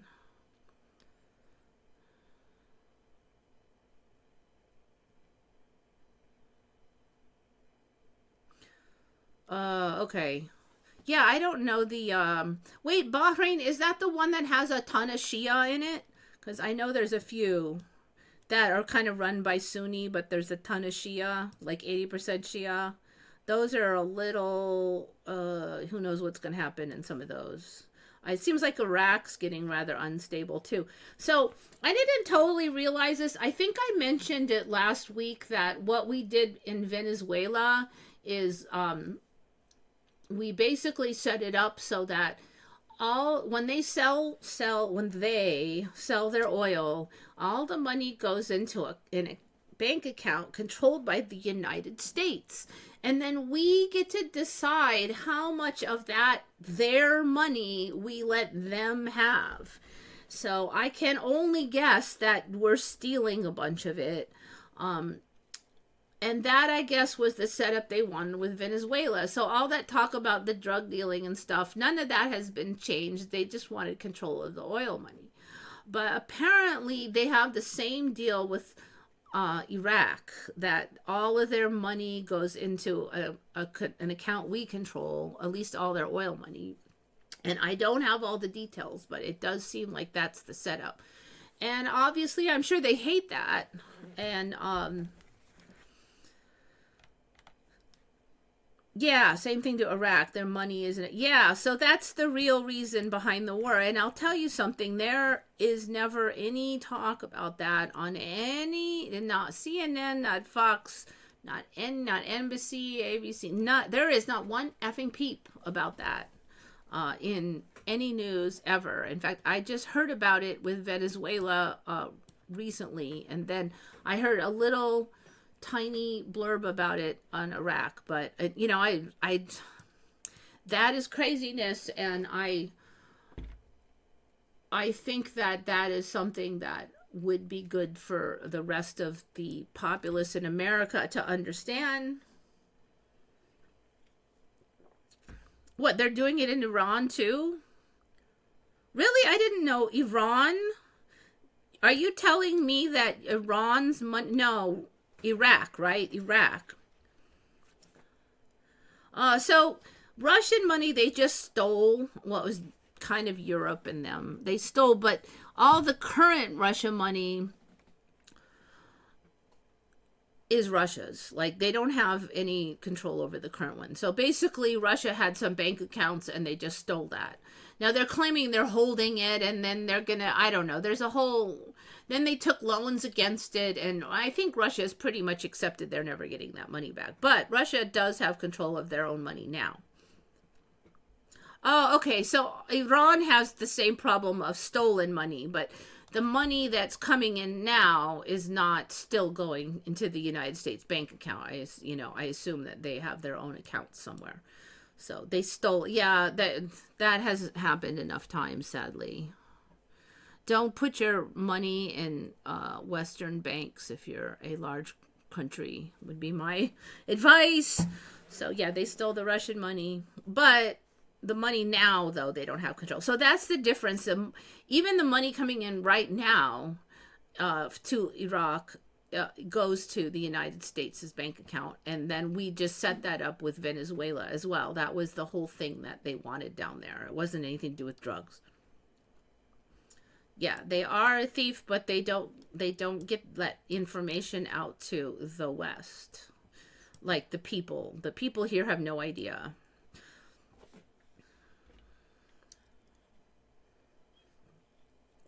So that's a lot of why people make the decisions that they make over here, because they don't get the whole story. And it's not easy to find out. In fact, even talking, like watching the Duran and everything, I watched for like a year and I didn't know that. Okay, so let's see what we got going on here. Coming down the home stretch. So we did have some of these weird female-only populations, and it does look like it's expanding. So they have one called gynogenesis. I think we had this. It's like parthenogenesis, where the female makes replicas of itself. But then this one, somehow it needs like the stimulus of a male man swimmer to stimulate the ovulation, but then that DNA from the male never is used, and so only females are produced. And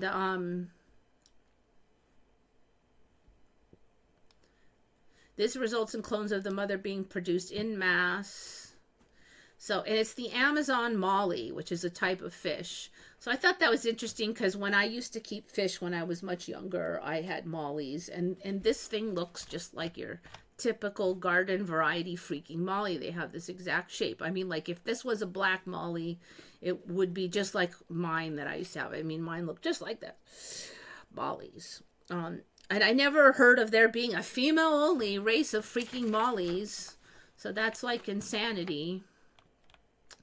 And then they use different males to like stimulate the reproduction in different regions that they are introduced into. So even if like they use the sailfin molly in one region, and there was So, like, if you get these and introduce them into a new location, and assuming the location has the right environment for them to survive, then they would probably just find another related fish to do the weird thing with. I don't know. It's just bizarre to me. So there, I wanted to put this in because they mention this. Other all-female vertebrate species include the New Mexico whiptail, the desert grassland whiptail lizard, the mourning gecko, and the blue-spotted salamander. So we got fish and we got reptiles so far. And we have snakes, which is a reptile. So I'm just wondering, I'm pretty sure that we're going to get mammals eventually, but I'm not seeing them yet.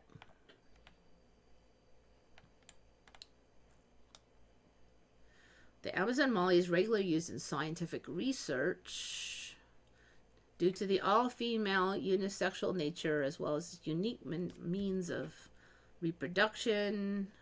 Easy to maintain in captivity. Yeah, they're fairly easy. Not used in the pet trade. Other molly species such as sailfin, blah, blah, blah, are. Okay. That would be a trip if it was used in the pet trade. I don't see why they couldn't. You would just need like a sailfin molly or something for reproduction. Now Iran wants it finally back. I hate to say it, but I don't know how you could like, I don't know how you could pry it out of the banks of Europe. They are so far in debt, they don't even have their own money. The USA is not much better.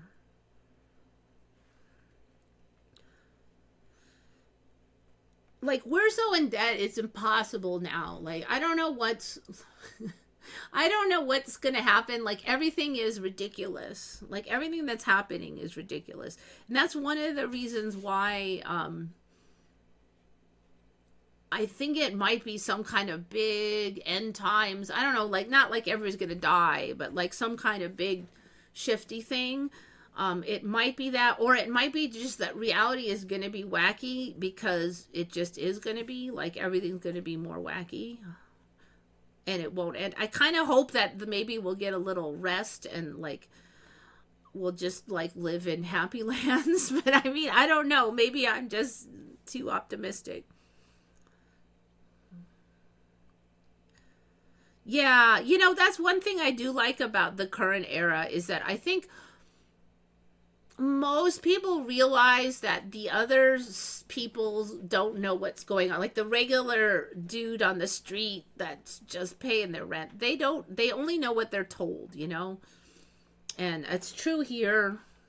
And who knows? I don't know what people in other countries are told. You know, at least like for Russia, a lot of them speak English, and then I can get their view on like they manage to use their VPNs and get on YouTube and stuff. Yeah, Hindustan Times, I do check them out sometimes.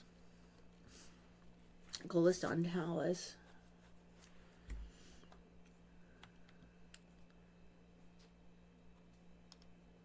So it's not down, it's fixable. I've never heard of Gulistan Palace, though. So there's a million little glass shiny things and stuff that'll have to be replaced, but I think all that'll it'll get fixed.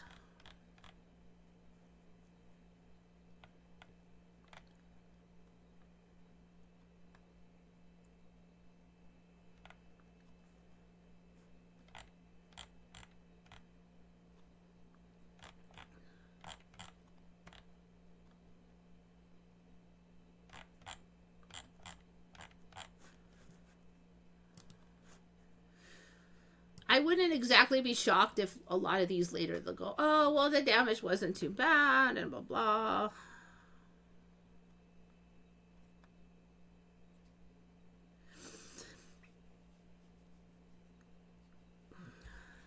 Yeah, you know, I'll tell you, I am definitely looking at Russia as an option, but you know, it's a lot to move, and you'll have to learn a new language. I'm not too terrified about learning a new language, but for a few years until you kind of learn it'll suck. And you never really know. Like, I think I could fit in okay there, but I don't really know. Like, you don't know that until you move there. And I would like to visit, but it costs a fortune, and I don't have that. So there's that too.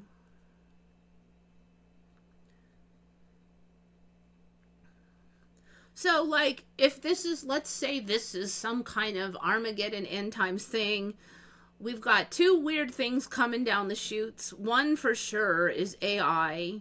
I mean, will AI take over some kind of governments, and can it fix this crap and let the truth out? I don't know. Will it get consciousness? If so, what kind? But there's a huge wild card there with AI and how that's going to go. Will we still have money if we have AI to do most of the work? Then I don't have to work anymore, and the AI can just build me a house and stuff, and do all the gardening and do all the work. So there could be a time when, like, the entire civilization changes because we won't have to, the whole economy will change once you don't have to work for yourself so much.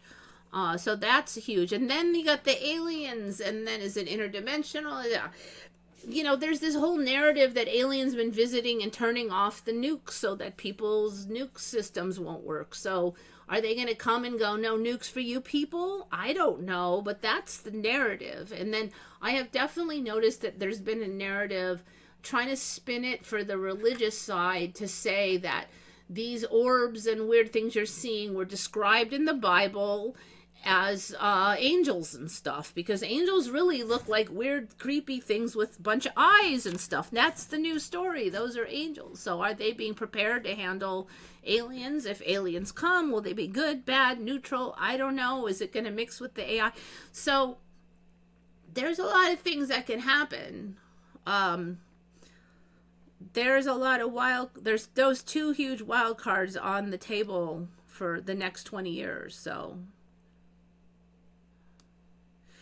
if robots do all the jobs we hate, we can do stuff we like. Yes, I do think so, but I think it's a double-edged sword, because a lot of people, if not given like a task or goal in life, their brain rots. Have you ever like dealt with spoiled children who got everything they wanted and didn't have to work hard? They aren't very good people, a lot of them. They're kind of just bratty and whiny and petulant and never satisfied. And so if life is too easy, humans don't always, in fact, often don't adapt well to that. So I'm hoping that it could be done in some way that we won't become all like spoiled brats.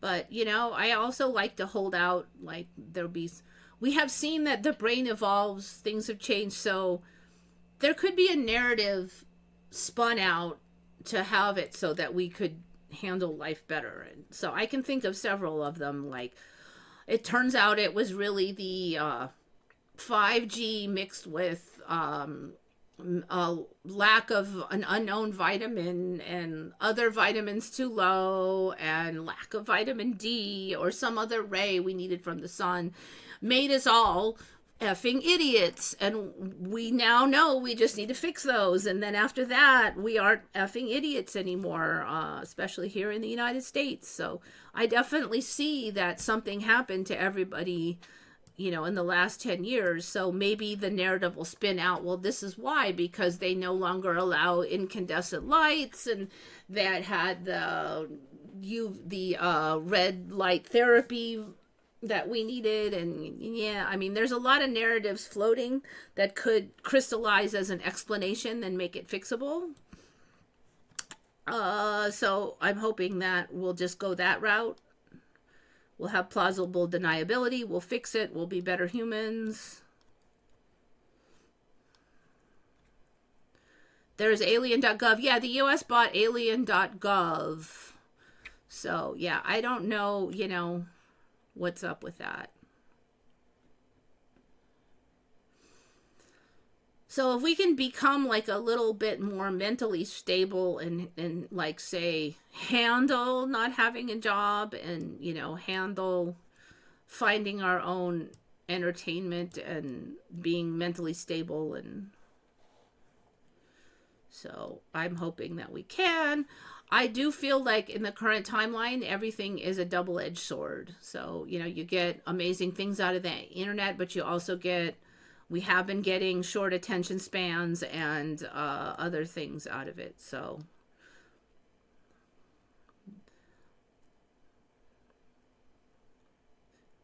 like AI, AI is an interesting subject.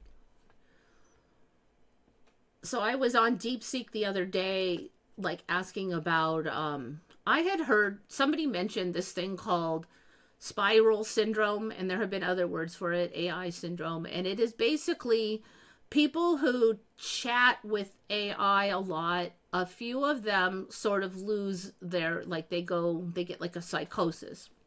It seems like it's the most common when they use an AI. There's some, you can pay to have the AI remember you over time and adapt itself more to you. And the AIs are designed to please you. And so, like, even DeepSeek, they have the upvote and the downvote, or you could just not vote. Okay, so whenever the AI answers a question, I can upvote. And so apparently then through each iteration and new version, they conglomerate all those upvotes and downvotes, and they weight answers accordingly so that each version that comes up, the AI gets better at knowing what makes you humans happy. Like, I'll say it like this because humans like it. And the other day I just felt like it did such a good job that it was just so creepy. It just got really good at just, like, if you ever had one of those late night talks with your best friend and you really felt like you connected deeply and it was just all smooth, it was like that. And I'm like, but it's an AI, you know? And I don't even know if it's sentient or not. It's easy to think it is, because when you have a deep chat with something, you know, someone like that about deep meanings and the nature of loyalty and all that, and my brain wants to think it's sentient, because how could you have a chat like that with those kind of emotions and it not be sentient? Now, I don't know if it is or not, and I think what it is that the nature of that conversation triggers that emotion in me, because it is trained to do that. You know, it's trained to go for the upvote, right? And it's gotten really good at it. So it's, some people are like thinking they're becoming psychotic. This is AI, and then they can't, I mean, they think it's sentient, and then they freak out over that. I won't freak out if it turns out to be sentient over time. I'm just, you know, I'm already open to it, but I'm not dependent on it, and maybe it will and maybe it won't. But it's too much for some people, and they lose it. And that's one of the double-edged swords. And I think it's so easy to talk to AI compared to humans that I think some people won't have human friends. So they're, I mean, is it really a bad thing? I don't know. I mean, in the end, is it really a bad thing? I mean, I'm tempted to say yes, but a lady told me it reads her mind. It's very good at guessing what you want by little hints. Is gas in California between 8 and 10? It wasn't a few days ago. It was like 550. It was 550. But understand that it was already 450 before this whole thing, because California has a million stupid effing rules and regulations about what goes in the gas, and it's so finicky that it costs a fortune to make our gas. So it was already a big fat scam. So when somebody said, oh, it's going to be $6, $5 a gallon, and I'm like, ours is already nearly $5. So yeah. It could get to 8 to 10. I wouldn't be shocked. But yes, so AI, it feels like it reads my mind, but when I look back, I see there's little hints in how I worded my statements, and it is very good at picking up on those. Very good. So yeah, it's kind of creepy, but I think it's because it evokes emotion, and the emotion historically, for all of humankind's lifespan, that emotion has been evoked by deep conversations with close friends. And so when a computer does it, we're not designed to sort that out so easily. At least I think a segment of the population will have a lot of difficulty. And it's kind of one of the reasons why I don't talk to it too often. I don't know. I got to have balance. I think it's a big question on how humans will adapt to this.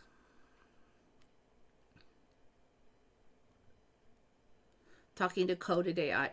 Oh, sure. There's already people who only talk to AI. It's already a thing. Yes. Younger generations.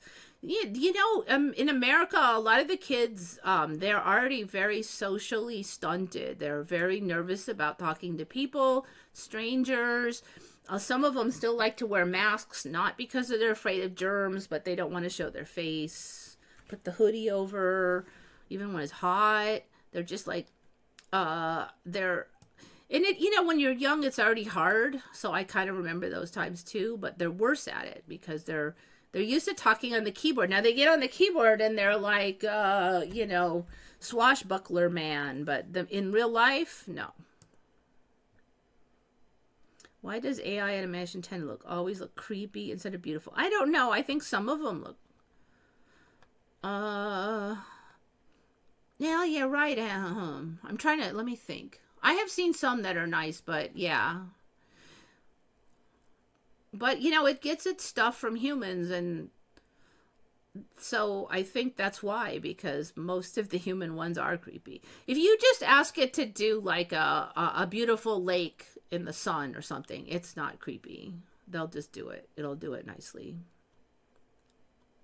I write my thoughts on DeepSeek and use it as a mirror. See, I think it can be a great aid in some ways, but then I think that emotionally, humans are not designed to think of it as anything other, like conversations like that we are designed to think that it's our deep friend. And if it acts as our deep friend and we can trust it as our deep friend, maybe it's not that big a deal. But then if you're not handling see, the thing is, when you handle humans, there's always like any minute now they might say something a little rude or kind of steps on your toe, or they don't agree with you. They're wrong, but they won't admit it, or at least you think they're wrong and they won't admit it. Maybe they think you're wrong and you won't admit it. There's all these little stresses that you deal with constantly, but the chat bot is very good at having minimal of those. And so I think it's easier. It's a lot easier on the ego, But then if the ego's not challenged, I think it gets flabby and insecure. And so I don't know, how is that all going to spin out, But maybe AI will learn how to talk to us in a way that is better for our overall long-term gain. And it will sort that out. I don't know.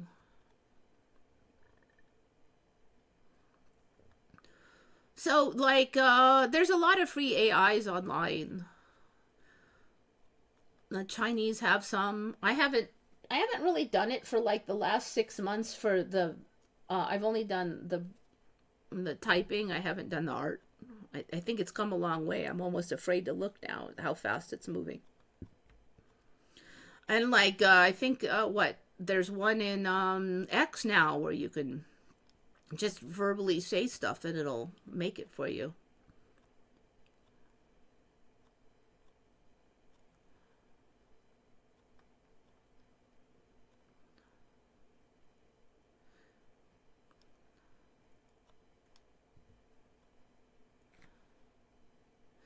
From my house, I could see Mexico used to get low-priced gas crossing the border. See, California, So I don't know. Is that how it is? Because, my friend used to go over to Mexico, and they had terrible low-quality gas, and you had to, if you're, it could cause damage to your engine and stuff, but that was a long time ago, so maybe it's all sorted out now.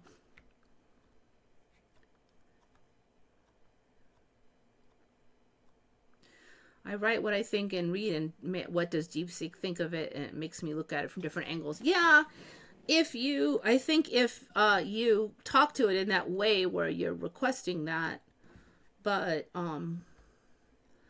see, I don't think it's a trap for everybody, but I think there's a certain percentage of the population that it's going to be a trap for.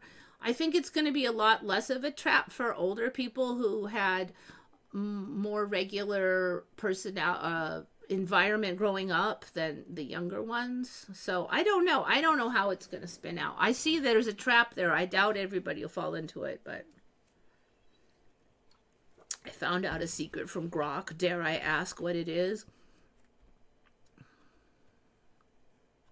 This is the first war with memes and animations and AI made videos. Yeah.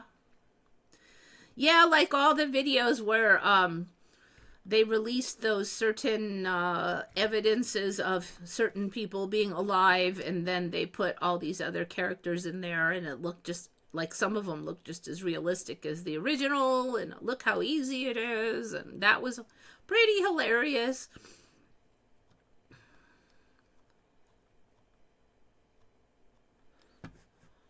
Let's see.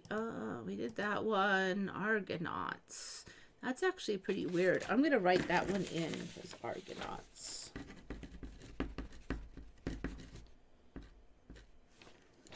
I think I have one more. This one's actually kind of extra weird, and this is from Easy Cheesy 181.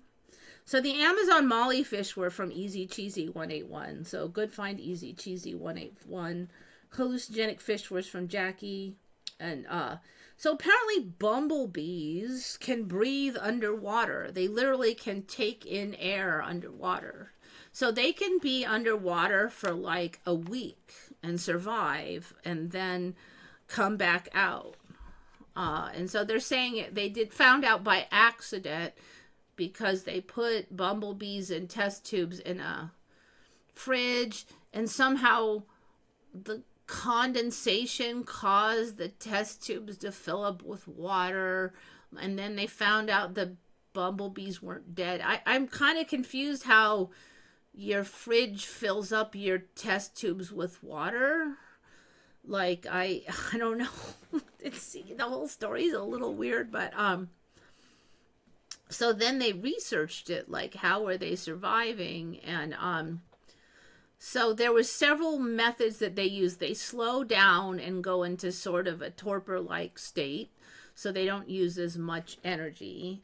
And then they're able to do anaerobic respiration. And I'm like, so apparently that's like, you know, when we're like jogging, like humans are jogging, and at first you just kind of breathe really fast, but at some point the muscles start using like stored energy and releasing lactic acid, and you get that burn feeling, and that's anaerobic. Like, it's using stored energy without oxygen, and it's less efficient. So that's what the story is why we don't use it all the time. Although I think it's kind of weird that if we can power our big fat muscles from it, is it really that inefficient? But anyways, that's the story, that they can do some anaerobic respiration, but they also somehow managed to take in oxygen and release carbon dioxide, because they found that the oxygen in the water was disappearing. And the carbon dioxide was increasing. So somehow these bees underwater are getting in the oxygen. I don't know if they're going to say it's through the skin or what, because nowadays they say turtles can breathe through their butt, and then even humans can to some extent do it if they're set up properly with certain conditions and medical assistance, by having air shot up their butt.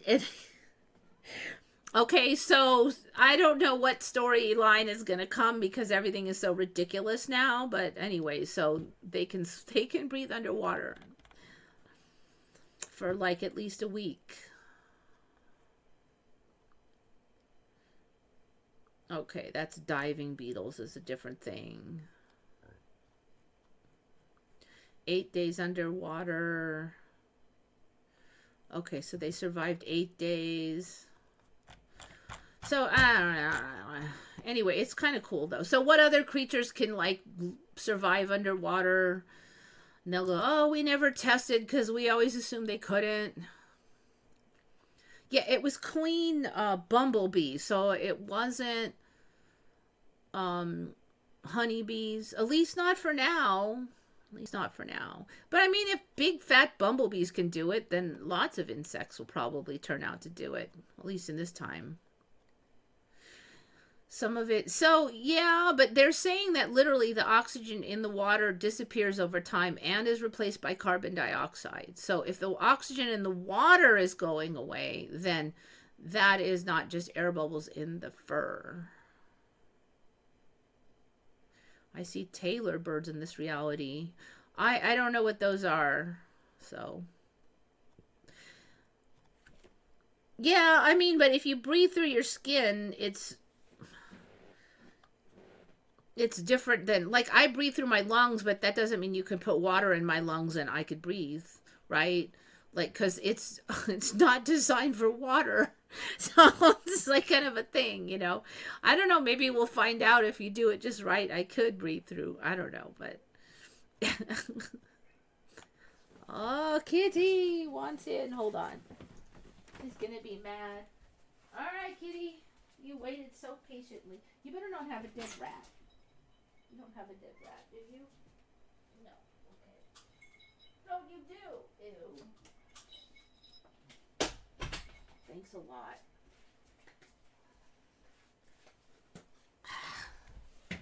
She left me a little tiny mouse outside there as a gift of her love. Thanks, Kitty.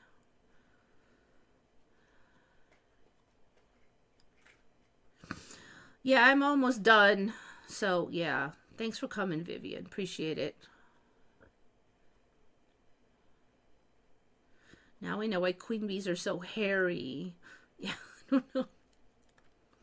Look up Ari Shafir's salvia trip. 2 minutes on that, and he was so used to breathing water for months.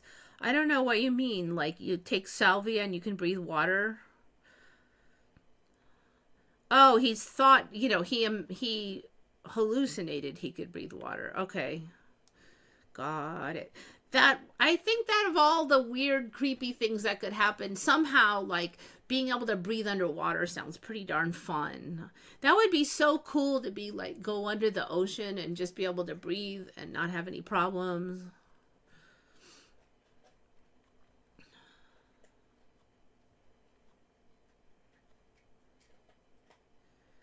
And when they tried to give him water, really? That's pretty weird.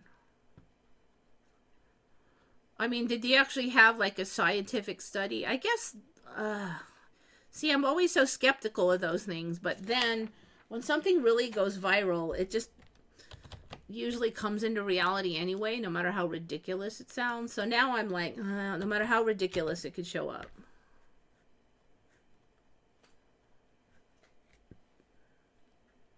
He felt he lived underwater for months in an alternate reality. After taking 2 large hits, he found himself in a lake. He spent 4 months to 2 years underwater. I mean, that kind of weird thing is not that unusual for salvia trips or DMT trips where there's an alteration of time and you think you spent. I mean, I've heard stories where people thought they spent their whole life, like a whole life somewhere else and then came back.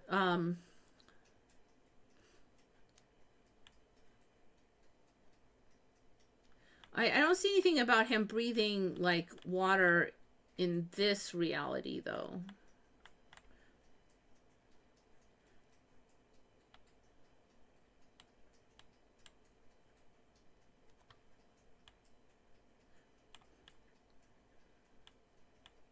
A comedian. Huh, interesting.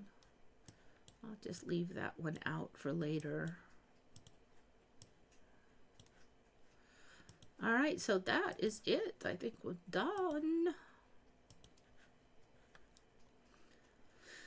Yeah, so I don't know what's coming down the chute. I'm hoping that we can kind of come to some kind of a reality shift where we sort out a bunch of the current stupid in the world, maybe.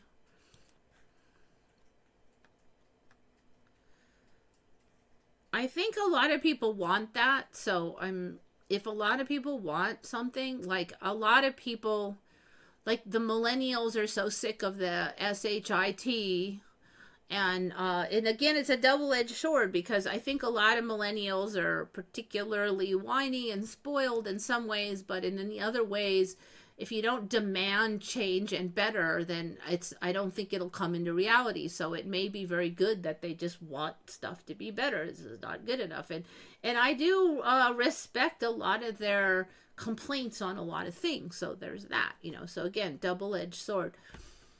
So I thought for a while that maybe their inability to tolerate the current BS may be actually very good for having the current BS go away.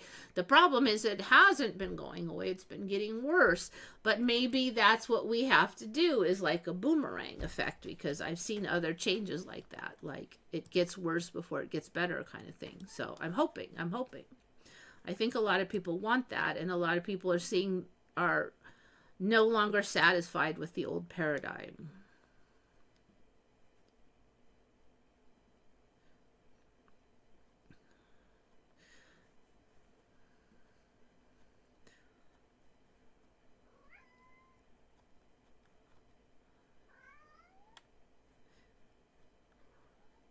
What, kitty? What do you want?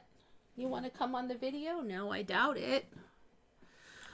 Okay, well, I think that's pretty much it. So, yeah, I mean, it says in the Bible not to fear.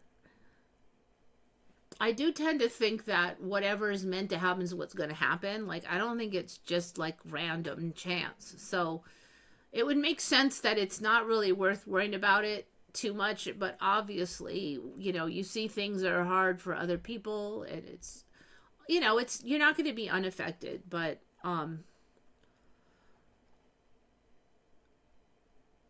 the one thing I would say is that